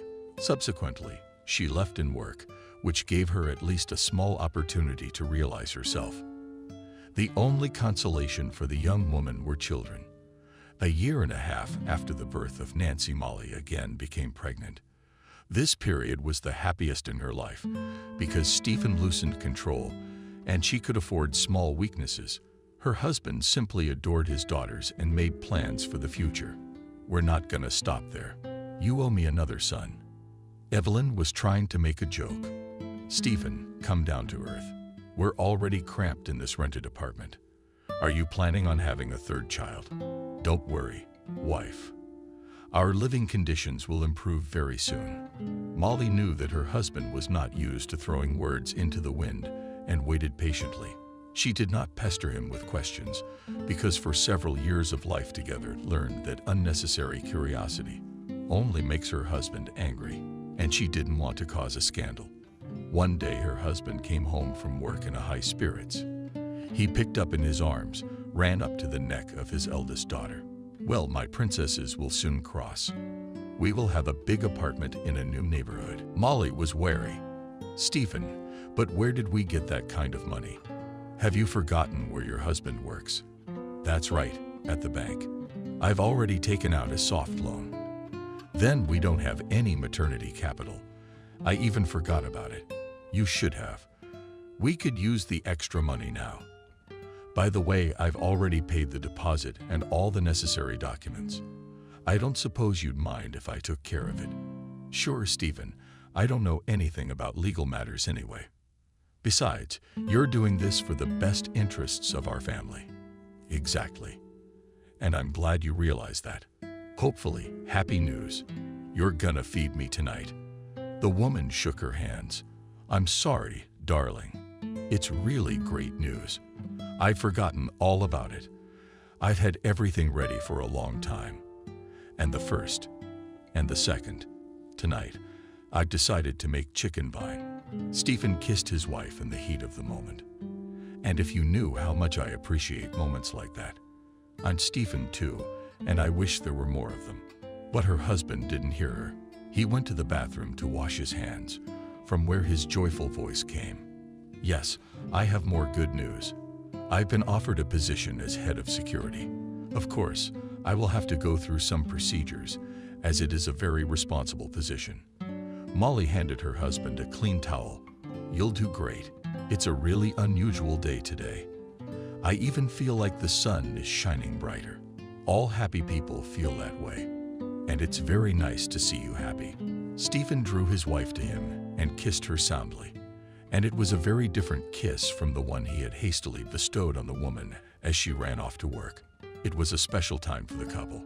Moving into a new apartment had brought them together. And everyone in the family was fully engaged in getting on with their lives. While Stephen disappeared at work, Molly was engaged in minor repairs to help the young family decided and parents. Even Nancy Vanessa tried to contribute to the common cause, but it was not always successful. When the renovations were finished, Jenna wanted to have a heart-to-heart talk with her daughter. Wendy, are you happy? Or are you trying to be? Mommy, have I ever lied to you? Why are you asking me? You look tired. It's been a long time since we've seen each other. You've changed a lot. Have I aged that much? I mean, it's become dull, and you look confused, and you're always eyeliner, as if you're afraid I'll read something in them. Molly sat down on the chair opposite her mother. Her condition was not hard to guess from the way she nervously rubbed the limp tablecloth on the table. Mom, even if I'm not completely happy, but only trying to portray it, there's nothing I can do about it. Yes, I often catch myself thinking that I dreamed of a different life. Yes, I feel like a bird in a cage all the time, and I'm aching to break free. But you know I can't afford it. I have kids, and they need a father. Stephen loves girls. They're his. Jenna cried softly. Daughter, what kind of life have you condemned yourself to? I mean, it could have been so different. What I can't understand is what happened to your character. You were so stubborn in your childhood and in your youth. Mom grinned bitterly. Do you know the answers to these questions yourself? Yes, it's my own fault for letting myself dissolve into my husband. All that was left of me was a shadow. I sacrificed everything else on the altar of marital happiness. I may have used a strong comparison, but it's the one that best fits the situation. I don't know what to advise you, but remember that you have family who will always help you. Thanks, Mom. But I still have faith that Stephen and I will work things out. Jenna didn't say anything. She felt in her heart that in this way her daughter was trying to hold on to the last hope that was about to disappear forever, like a star in the morning sky. If the first years of married life, Stephen still sometimes hears the voice of conscience. After moving into the new apartment, he stopped listening to it. He felt he was the master of his life, and anyone who didn't agree with this division of roles, he put a lot of pressure on. Of course, it was Molly who got the brunt of it, although the woman had recently lost all ability to resist. But strangely enough, it was this blind submission that threw the man off balance, and he had to make a lot of effort not to spill his irritation in public on his wife during the corporate party. When they arrived at the restaurant, where the event was held on the occasion of the bank's anniversary, the party was already in full swing. After a short introduction of the guests, the chief took Stephen aside. Your wife is a real beauty. Women in general are the jewelry of our lives. That's why they need to be treated with care. Molly felt awkward surrounded by strangers, but she was not bored alone for long. Suddenly, a familiar voice sounded nearby. What a surprise. How nice to see you here. Molly, The woman hardly recognized in the young, respectable man Robert, that longtime student who had won the heart of her dorm mate. "I didn't expect to see you here either. Stephen didn't tell me you two were working together. You're not gonna believe this, but I'm just a guest at this party. I work for a company that works closely with the bank. What you don't know, Molly, is that your husband was the lucky ticket. Everyone else in our company has a more modest life, though none of us have any reason to complain." "Wait a minute. Robert, why are you alone?" "Where?" "Evelyn. My wife's like the Flying Dutchman. You've probably heard of it. Evelyn appears like a mirage, then disappears. She's currently in Italy. You may not know that my wife owns her own restaurant, but that's not enough. She's got her sights set on a whole chain." Molly felt a painful tingle under her heart. She wanted to ask Robert something else, but Stephen returned. He nodded casually to a former classmate. "Hi, we'll talk later." The husband wouldn't let go of Molly's hand. "Stephen, where are you taking me? By the way, I'm hurting for nothing. I told you to keep a low profile. Now I'll find our place, and you'll wait patiently for me." The organizers refused from the traditional long table, and all the guests of the feast were seated at separate tables in groups of 6 people, so that the participants of the feast did not get lost. Each seat was marked coquettishly with a name tag. Stephen quickly looked up her last name. "See, it says Smith. That's you and me. Sit and wait. I hope I'm allowed to go to the bathroom." "Your irony is misplaced. Sit down. There's someone else I need to talk to." Her husband's behavior made the woman furious. She could barely contain her emotions. "Stephen, why all the trouble? Why did you bring me here to ridicule me, so that I would be alone? As a scarecrow homogeneous, not already sick of everything?" The man shook his wife's hand and sang in her face. "Imagine, I'd better be quiet too, otherwise I won't vouch for myself. And I'll deal with you at home." Never before had Molly seen her husband in such a state, and his last words really scared the woman. Around her there was a buzz of merriment, toasts, and congratulations, but Molly felt walled up in a vacuum pack. She raised her glass along with everyone else, but barely killed it and put it back down before eating. The woman was not moved at all. Stephen, on the other hand, was very active and hardly ever sat still. He was having a blast on the patch near the bandstand. Molly immediately noticed that a gorgeous blonde in a gorgeous dress of sky blue color did not move away from him. At first, she did not pay attention to it, but during the next dance, she noticed how the strange woman pressed against her husband. Stephen's hand at this moment was below the partner's waist. Evelyn felt so disgusted. She wanted to wash off that fake filth, but it was uncomfortable to leave the table defiantly. She turned toward the dance floor, but neither Stephen nor that lady was there anymore. Noticing that no one was paying attention to her, Molly left the table. Only an unfamiliar man who was sitting next to her, but never paid her any attention. Regretfully said, "Where are you going so soon? The evening is in full swing." "I'm sorry, but I have to go." Molly went to the ladies' room to wash her hands, but she noticed a couple in a dark corner near the closet, hiding from prying eyes. The man and woman were comfortably seated in armchairs, but from their voices she recognized Stephen immediately. "Well, bear with me a little longer. Now is not the time to change anything." A hot female whisper was heard in reply. "Stephen, I've been patient for 3 years. Believe me, I can't have that old man around me. I'm sick of hiding these secret dates and all that. Emily, believe me, I want to be with you too. I have for a long time. But if your husband knows about our meetings, I'll be buried alive." The blonde laughed softly. "She has long known everything, but always forgives me little pranks." "Why?" "Because, sorry, this is a very delicate subject. Let's better run away from here to our nest." "And I can't. I'm there now, my wife. Be patient until tomorrow." Molly did not wait for the end of the conversation, and remaining unnoticed by the lovers, returned to the hall. There was an open terrace in the restaurant, where the already quite tipsy crowd was having fun. No one paid attention to Molly. and she slipped outside. A light breeze condemned her slightly, and she began to contemplate her next steps. But all plans were too bold for her to carry out. "It's all right. I'll tell him what I think tonight." The girls were already asleep, and Molly thanked her neighbor on the playground, who sometimes kindly agreed to look after the small templates. The large cash bill quickly disappeared into the folds of the elderly lady's clothes. "Molly, thank you. By God, it costs me nothing to do you a favor. All the more pleasure to do it, because your little ones are very obedient girls. Most of today's children are spoiled, and your little girls are always obedient and polite. Very little Vanessa even calls me grandma. That's so nice." The neighbor was in the mood for a long dialogue, so the line had to say goodbye to her. "Yes, your help is invaluable, and we will definitely reach out to you and your husband, if the girls have no one to leave them with."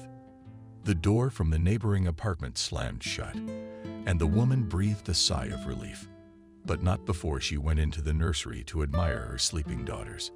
How near the door sounded footsteps. Molly immediately guessed that it was her husband. The sound of his footsteps did not bode well for her. Finding his wife in the hallway, Stephen began to nag her with an angry look. Why did she leave? What's with the smugness? I was just sick of watching this feast. The hypocrisy. You could have warned me. I could have, but I didn't want to. How do you talk to me? Stephen, I'm not your subject or your serf. I'm sick of this. Stop taking over my life. Even so, the man never took his eyes off his wife, which didn't promise a quiet evening either. Since when did you become so independent?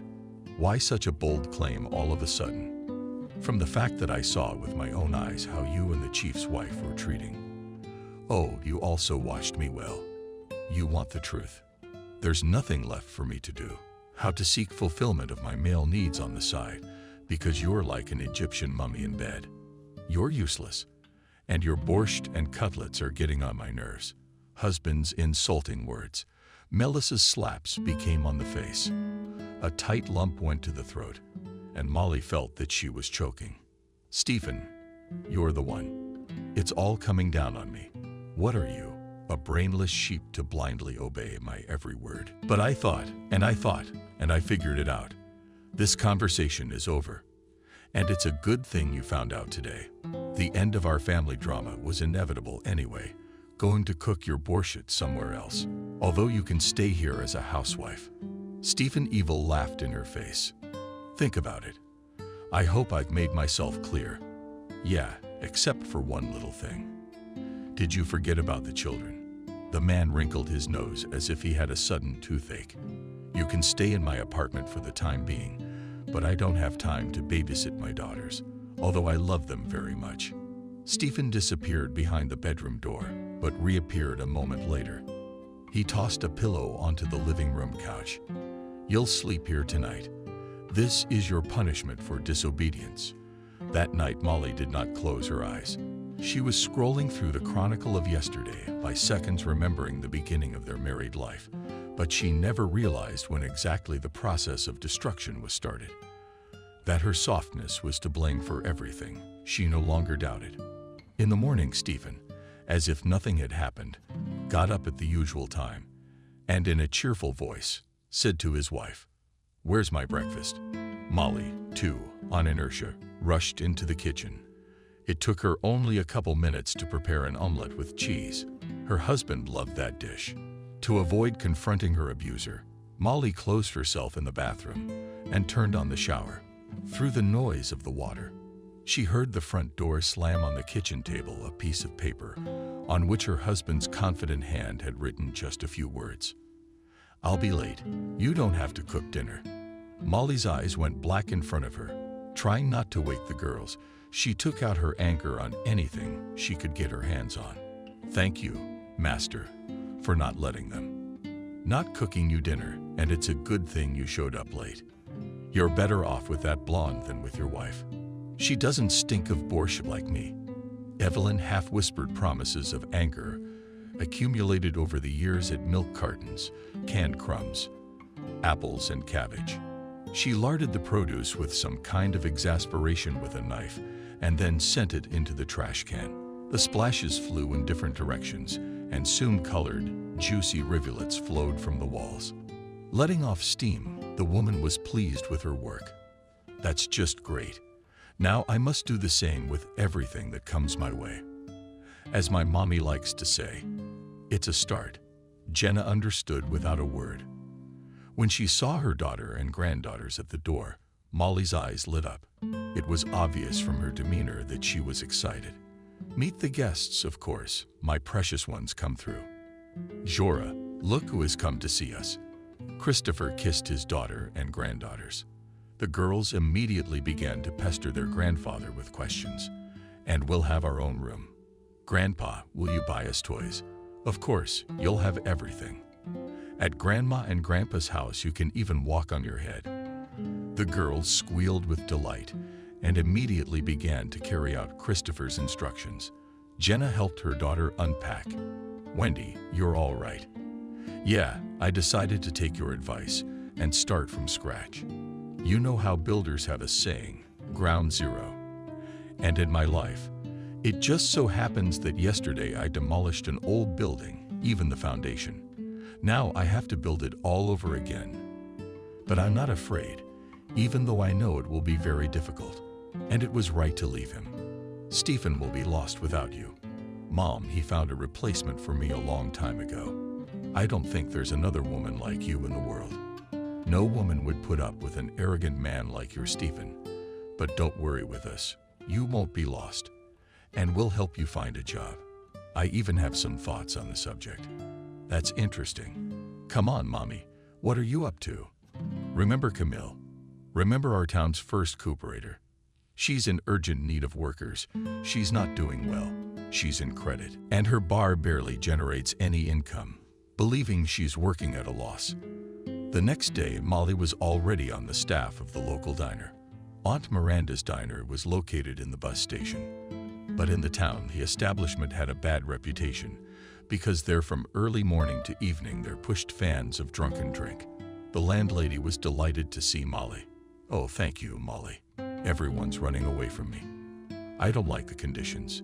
You'd think I'd be happy with these skewed faces. They come in at the crack of dawn. And they beg for a loan, and then they forget. The word hunt, the left-hand woman laid it on the line. All the nuances of working in an establishment of this type. But Molly was not frightened by the difficulties. She studied the peculiarities of the job for a few weeks, and then she told the landlady, "Why don't you sell baked goods? You could even organize a hot meal here." After all, there is such a flow of passengers at the bus station. Miranda gave the new employee a condescending look. "Do you have a Barbarossa plan?" "Of course, from the outside.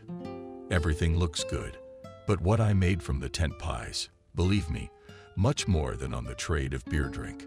Look, I've done some calculations."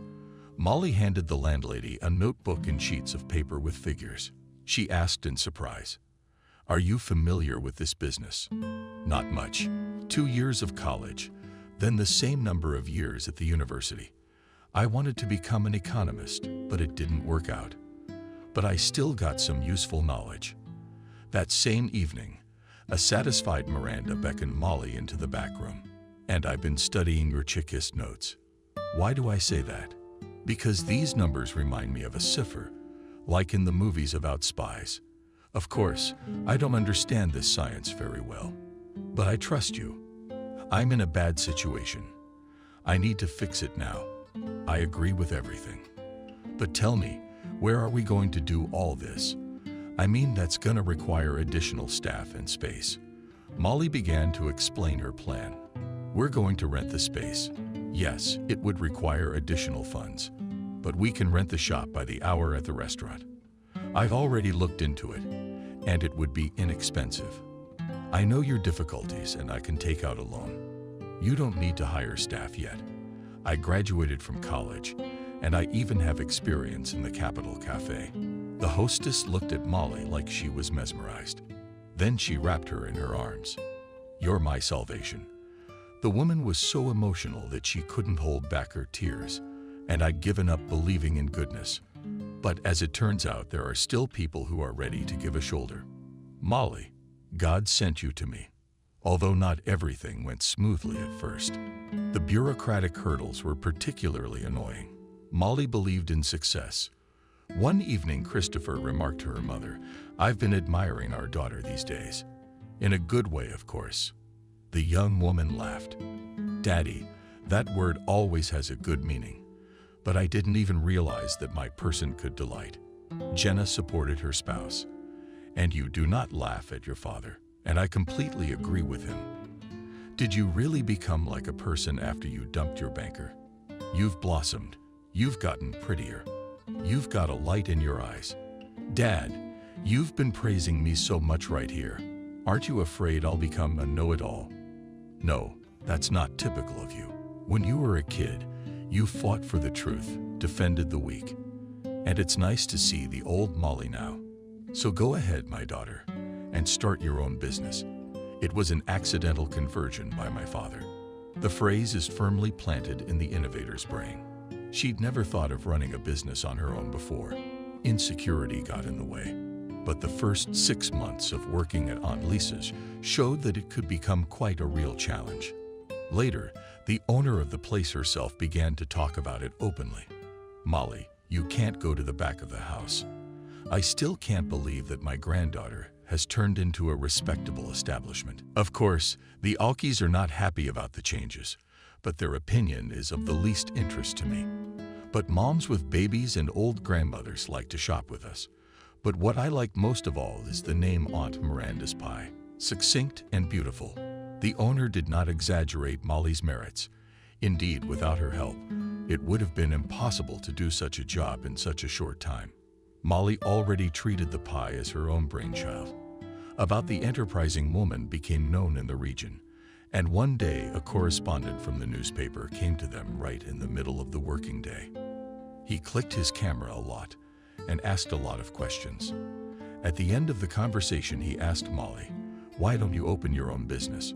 She thought for a long time and then honestly answered, "My life has changed so dramatically over the last year that I don't have time to turn over the chips. I just didn't think about this question." Just a few days later, Aunt Miranda showed up, pie in the air. "You guys, you're not gonna believe this, but I'm getting married. If anyone thinks that at my age it is shameful to organize a personal life, I will say in all seriousness that it should be done without regard to years. I got lucky in such a big way, for the first time in my life." The staff, which were mostly women of all ages, were oohing and awing. And the cleaning lady even said in her heart, "Good people. If the cover has been stolen, then maybe I'll get some, unlike that model on the runway." The woman walked through the hall, wiggling her hips and waving a mop. Everyone laughed heartily at the colorful number of the cleaner, but it was an ostentatious laugh. "What's going to happen to us now? Miranda, if you leave us, I don't think the new owner will want to keep us. Girls, don't be harsh on these. I assure you that you will not end up on the street, because your new owner will be Molly. So please love and pity." It was so unexpected for everyone that in the spacious room there was such silence that the hum of the refrigerator seemed like the roar of an airplane. But it was Molly who was most shocked. She tried to object to the hostess, but she invited her into her office with her crowning gesture. "I was so excited to surprise you, and I think I succeeded." Molly, your jaw dropped down in a funny way when I announced my decision in front of our friendly staff. The woman was used to the fact that her hostess's vocabulary consisted mostly of phrases not used in literature. What struck her most was the tone with which she was now uttering them. Miranda's whole being and was imbued with sadness. "You wouldn't believe, Molly, how my heart is torn to pieces, for I've grown attached to this town and to my bar. Bug, I'm sorry. Pie. But I can't miss my last chance to be happy at any age. And I've met a decent man. Maybe we'll make a model family. It's a pity that my darling lives in the far north, but my son has settled there too. So if things don't work out with my new husband, I'll live out my life with Kevin." "You bet, Aunt Miranda. You'll do fine. But could you sell your business profitably? I could, but I can't trust my business to just anyone. And you're the one person I have 200% confidence in. I will try to justify your trust, and I really hope you will visit us."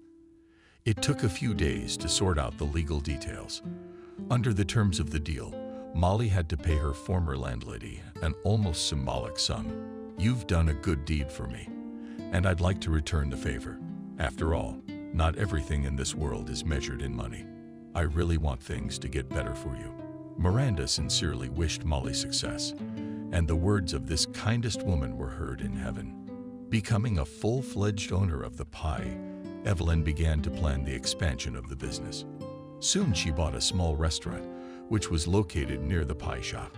The more successful Molly's business went, the more friends she made. They were mostly men who were eager to win the favor of a single woman. Of course, some were annoyed by the businesswoman's success. The list of the woman's bitter enemies also included the parents of her ex-husband. When Molly disappeared with the children, Stephen believed that she would return. "Nothing will crawl to my feet and will still beg like alms that I took her back. My wife is not fit to live on her own. She can't do anything. And she has no education. She'll just get a job in a diner."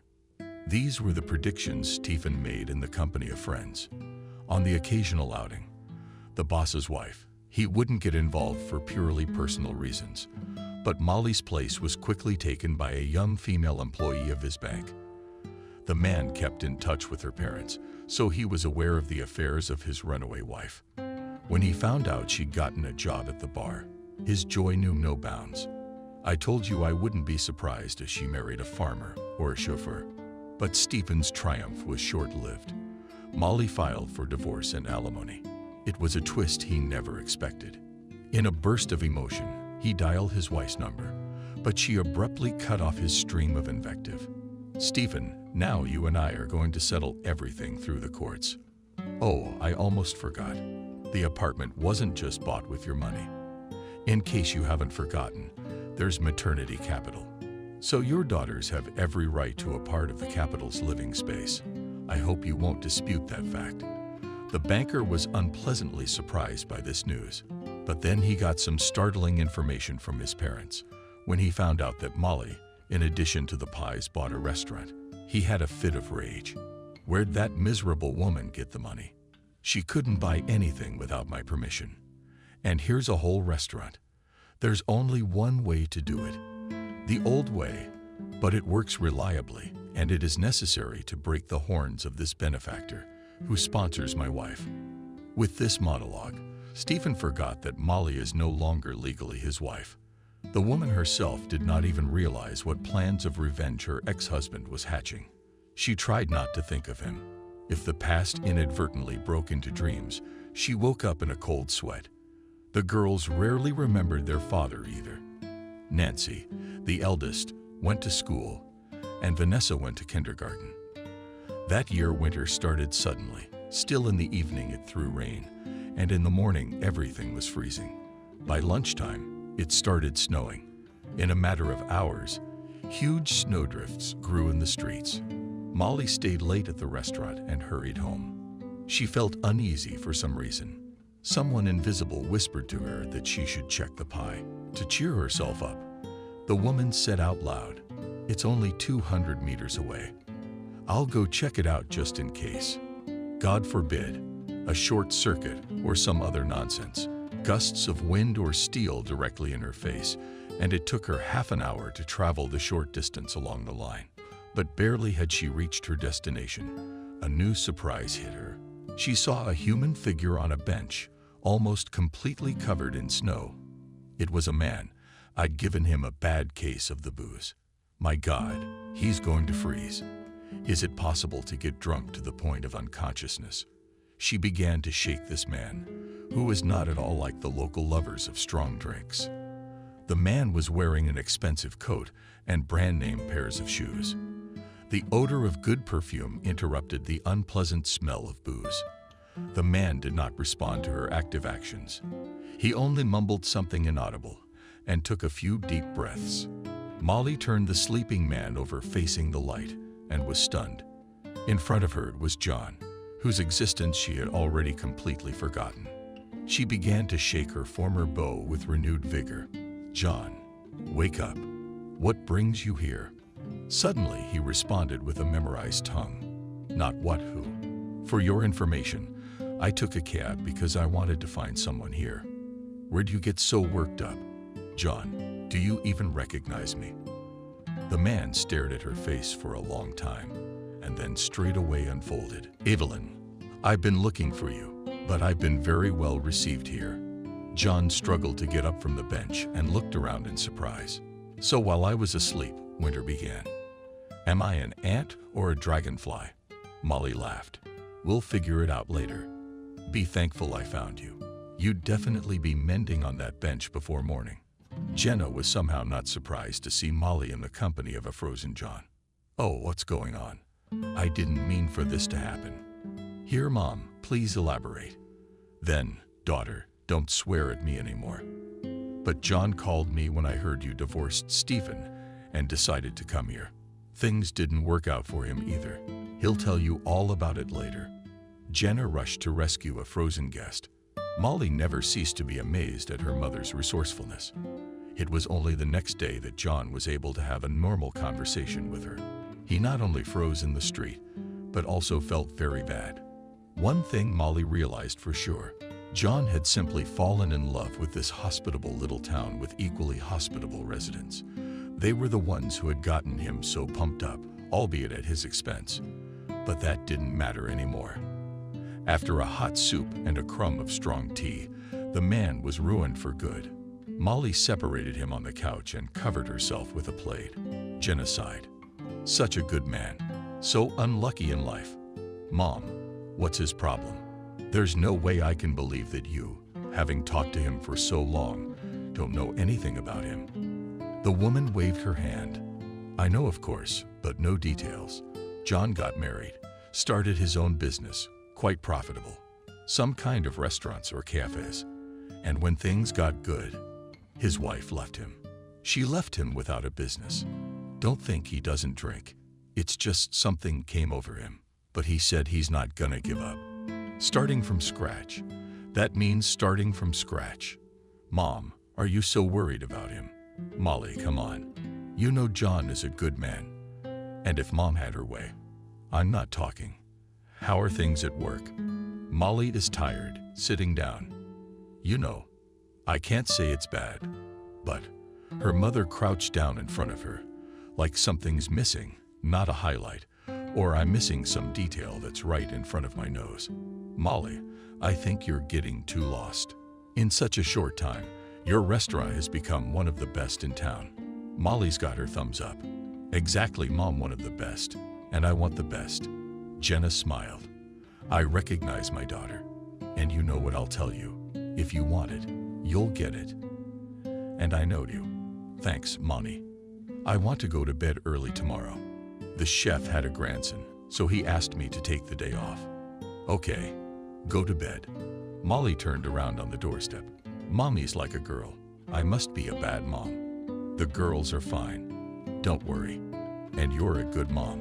It's just hard for you all by yourself right now.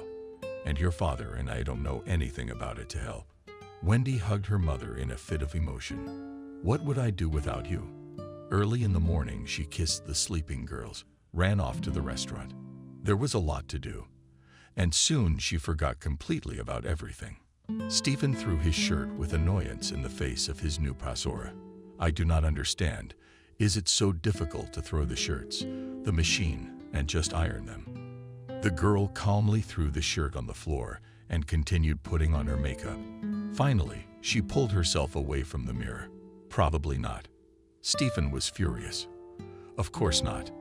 Then I don't understand why you won't do it yourself." He even choked with rage. "And me. And I have to wash my own shirts. But I certainly don't. And anyway, I've been thinking, I'm not happy about this." Stephen watched with huge eyes as the girl quickly threw her things into her bag and sent him an air kiss. It just couldn't be. How could it be? Somebody out there. And just walked out on him like that. No, this is all Molly's fault. She was the first one who dared to do something he didn't want her to do. Stephen struggled to find a clean shirt in the closet. He breathed out a sigh of relief. It was laid out, apparently still Molly's. And then he was so furious. He must suffer here, and he'd be ruined. The businesswoman was late. It's funny if she's an illiterate fool. This business makes money. Although his mother said she had blossomed, and the girls were well dressed, he didn't want to believe it. Somehow he was absolutely sure that if he called Molly, she would come crawling back on her knees. Except, and that wasn't the plan. She should have just had to crawl over and apologize. He would forgive, of course, but not right away. And he'd make some conditions and rules for her. Stephen straight up daydreamed about making up rules, but then shake it off. You might not even make it to work on time that way. As soon as he ran to the bank, he was called to the chief. Stephen was surprised and even grimaced. He didn't really want to talk to the man who was the husband of his former mistress, but there was nothing to be done. Stephen was still a servile man, although he had Napoleonic plans. "May I come in, Stephen?" Stephen went to the table and only now saw that at the table in the corner of the office sits Emily Berry, smiling at him like that. Stephen is even coldly offended. And she's just what she needs. They parted not very nicely, or rather, very ugly. Stephen's head was already spinning. He'd just found out that Molly had filed for divorce. And then there's Emily. So, our dream has come true. I can move in with you. Stephen dumbfounded and looked at her. Are you saying you're gonna leave your husband? Well, of course I am, honey. We've talked about it so many times. He wrinkled his nose like a toothache. It's true what they say, beauty and brains are incompatible. And you're going to work. Emily fluttered her eyelashes in surprise. Why? Why? I doubt that your money bag will give you a generous parting gift, but keeping me in my place is out of the question. Emily stared at him for a while. Then she said, So you don't want me in your life? Emily, you do the math. But Emily was already in a tizzy. She screamed so much that Stephen grabbed his head and just pushed her out of the apartment. To be honest, he was very worried at first. But he complains to his husband. And then what? But it seemed to pass. Now, watching her in the chair, he realized it was nothing like that. People like her don't forgive. Stephen, I have an offer you can't refuse. Stephen tensed up. I'm listening to you. We need to help our office. It is not so far away. Only 300 kilometers from Moscow. Stephen shrank back. That's it. They're gonna send him to some shithole and forget him. Don't worry, it's only for a few months, and then you can go back to work. Stephen understood perfectly well that he had no choice and waved his head doomfully. But the surprises didn't end there. He stayed in some Pinsk for almost 6 months. He came to the apartment on weekends to sleep it off. He waved it off because where he was forced to stay, hot water outages were the norm. He knew that a young employee was temporarily performing his duties and was sure that he would fail him in his work. But he was wrong. The young employee not only did not screw up his work, but made some adjustments that pleased his boss. Anyway, when Stephen finally returned, he was left with his hands in the air. Sorry, Stephen, but your successor is doing a much better job than you. What am I supposed to do? You promised I'd get my job back. But you don't think I came back to my position at the expense of the bank. You can go back to your old position, or you can look for another one, if you're not happy with it. Stephen wrote his resignation letter in the full belief that he'd be ripped off. But of course that didn't happen. He blamed Molly for everything, absolutely everything. He had a thought in his head that he should go and see how she was doing, especially since he had kids there. Stephen liked that thought. He even called his mother. Oh, Stephen, I don't know if you should come. Molly's doing really well. I don't think you're gonna like it. I mean, she's doing really well. Would you say her diner is making a good profit? Stephen laughed, but his mother didn't support his mirth. She's got more than one restaurant now, and I know she's opened one in a neighboring town. Stephen even choked on his saliva. Mom, she's got a rich patron, but somebody's got to give the fool a clue. What should she do? Before we could say those words, Stephen quit, but it didn't matter. It was time to visit my daughters, and at the same time to visit my wife, to look her in the eye. She's been on my payroll for years, and look at her. He didn't say anything else, just hung up.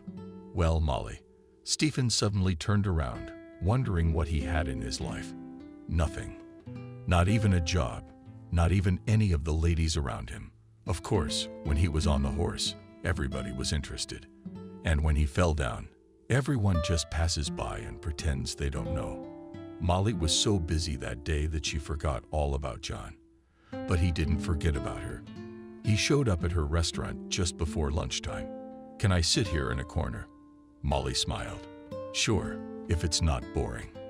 I'm having a banquet tonight, and I don't have a cook, so I've got to make do." John resolutely took off his jacket. "There's something to change into." Molly looked at him in amazement. "Jesus, I'd forgotten that you're the best chef ever." John modestly conceded. "Well, I guess you're exaggerating, but I can do something." In the evening, tired and both happy, they accepted praise from the visiting guests. One of them came up to them when everyone was leaving. "I live in another city, but I really liked it here. What if I invite your team to my mansion to prepare everything for an anniversary for about 100 people? As you know, money is not a problem." John and Molly looked at each other. The woman immediately thought that the same immediately could buy a new oven. And a lot of other things. After a couple of weeks, Molly decided to ask John what their future plans were. "Molly, I don't know what to say. Let's talk like adults." Molly blushed for some reason. Jenna immediately hurried off on some important business. "Okay, let's do it." She realized that talking about work wouldn't be the end of it, but she was ready. Every day, Molly realized more and more what a mistake she had made. Once upon a time, John was the complete opposite of Stephen. Nancy and Vanessa literally never left his side when he was home. If they never even tried to approach their father with their problems, they never hesitated to approach John. "Molly, you know I called your mom for a reason. I didn't just come here. When I found out you'd left your husband, and I wanted to tell you right away, so I wouldn't be dragged down by reticence. I realized when I saw you that nothing has gone away at all. I still want to look at you and admire you. You know, maybe it's for the best that there's nothing keeping me there anymore. I wish I could start over from when you and I first met." Molly stood up, walked to the window. "I don't know what to say to you right now." John jumped up. "There's no need to say anything right now. Let things be the way they are. It's not like I'm asking for an answer. It'll come on its own. And about everything else, I'd love to work at your restaurant." Molly approached him a couple months later. "John," he understood, gave her a hug. "And I'll make you and the girls happy. I promise." Stephen continued to look for work. The money was disappearing at a disastrous rate. Now he didn't understand how this Molly managed to run the house on the sums he was giving her. No, he was not a fiddle. At the time, it had seemed to him that he was giving away very substantial sums of money. Now he realized that to live well, he had to get by, and he'd long since gotten used to that. Finally, luck turned to him, but not in his face. He was offered a position as a petty clerk in one of the banks. Do you even know what position I was in? Of course I do. That's why we've made it easy for you. If you don't like it, you can keep looking. Don't get me wrong. There's no such thing as a bank. And it is one thing when a young, inexperienced employee comes and we invest in him what we need. Or a person who is used to working differently will come to us, and it is very difficult to retrain him. There was nothing left for him to do. How to agree? At least he had time to pay the rent. Then he remembered that there was a court-assigned part of the apartment for Molly and the girls, and that Molly could claim her share at any time. Of course, he didn't believe that, but it was too weird the things his mom had told him about his ex-wife. Closer to summer, he finally got ready to go back to his hometown. He didn't know why he was going, whether to visit his mother or to see Molly. Stephen only remembered that he had children there when talking to his colleagues. All along the way, he made plans on how he'd smear her morally. Clearly, for a town of this caliber, any diner is good. Of course, he'd love to rub her face in every flaw. As luck would have it, his path led through the square where the renovated restaurant was located. Money was tight. Stephen wasn't going to pay, though. Would Molly have the conscience to take money from the man who fed and clothed her for so many years? He parked, took a look around. It's a good location. It's close to the Park movie theater. Traffic's good. Molly really did it, didn't she? Stephen's teeth chattered. He clenched his fists. But you'll be sorry you didn't have a quiet life. He pushed the door open with determination. Molly, there's a vegetable delivery, and it's bad. David doesn't want to sign that they're bad. Molly raised her hand. So Molly, be quiet. Molly was the new manager at the restaurant. Young girl, smart, characterful. There was only one flaw in her. As soon as she got nervous, there was a moratorium, so no one could stop her but Molly. Calm down. I'm gonna go talk to David. If Molly had John, he'd be all over him. Well, you know John's out getting new furniture for the banquet hall. I know. I can't wait for him to get here. Molly. On the one hand, it was a shame that so much hope had been pinned on John, as if she meant nothing. And on the other hand, it was a good thing. She'd have to leave the restaurant for a while. This way, she'll be completely at ease. John will handle everything. The woman rose heavily from the table. She's 2 months away from giving birth, and she can barely walk. She felt better when she was carrying the girls. Maybe she was younger, or maybe it was the girls. David, when he saw her, he went down. What man could argue with a pregnant woman like that? He got upset and sighed. Signed some paper. David, you promised my restaurant only the freshest. Well, where am I gonna get fresh? And where do I put the old ones? I thought we were paying you well above market price just to bring in fresh. Yeah, I remember. But I have to try to sell my produce. I'll send my son in an hour. He'll bring something else. Molly smiled. What's he got to do with it? He's always looking out for me. She returned to the office, just wanted to sit down. But then Kelly was back in the office. Molly. Kelly, is there a visitor demanding to see you? At the table, at the premiere. What's going on? Kelly shrugged. I don't know. He seemed happy, but at least it's all eaten. God, what kind of day is today? Molly moved and into the hall. I've had a headache since this morning. At home, the flu was calling the girls. Looks like she wants to be sick too, and she can't be sick. She has a son who won't like it. Molly stroked her stomach, smiled. She remembered how John had reacted to the news that they were having a baby. He'd stood there for a while, just staring at her, and then he'd knelt down and pressed his face against her belly. And I thought I'd never hear those words again. I'm kind of at peace with it. Thank you. She walked down the hall, climbed 3 steps and froze. Stephen was sitting in front of her, smirking. Something was starting to stir in her soul that made her shoulders slump and her head draw back. But Molly quickly came to her senses. There was nothing more to it. She wasn't dependent on him in any way. In fact, Stephen, she's nobody. Stephen, what wind? Yes? I just came to see what gray, uneducated women are up to these days. He saw her belly, smirked at the sherry. That you miscalculated while you were wooing your virtues. Molly felt nausea coming up to her throat. This has nothing to do with you. Why did you call me? Have you changed? The angry snarl backfired. Stephen, I don't have much time. He stood up like he used to. You always had plenty of time for me. Then tell me what you didn't like, will you? You ran away from the truth. But you're the truth. You're stupid. You're ugly. And you're nothing in bed. I don't know what you're offended about. The nausea was becoming unbearable. But Molly smiled in response to her ex-husband's words. Is it just me, or do you sound jealous? Have you seen yourself? Stephen, shirt not fresh on your pants, blisters on your knees. Maybe some people wouldn't notice, but not me. What about your perfect net? You're always perfect, but you're surrounded by suckers, or maybe you're not so cool anymore. She wanted to leave, but Stephen grabbed her arm hard and painfully. And I haven't given you permission to leave yet.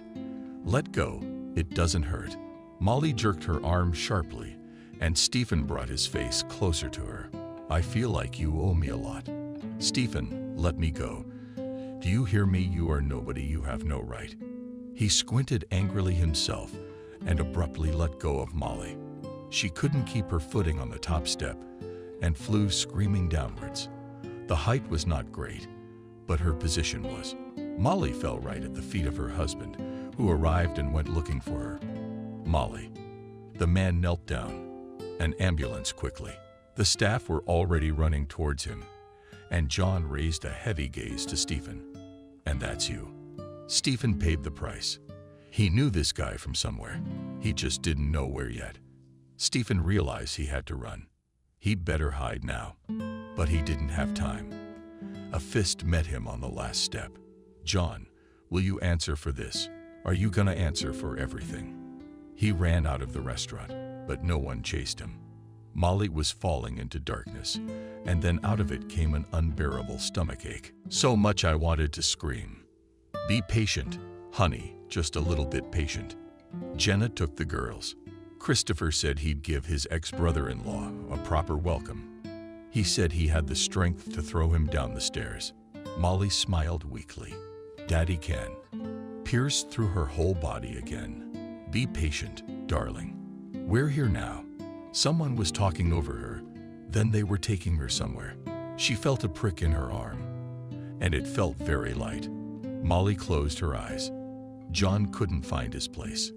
He paced up and down the hallway until an orderly yelled at him. You're walking like a pendulum, but it doesn't make you feel any better. And you won't let me mop the floors. He looked at the old woman confused. I'm sorry, and sat down. She approached him, wife. Oh, don't you worry. We have very good doctors. Thank you. The phone rang in my pocket. Yes, it was Jenna and John. How's it going?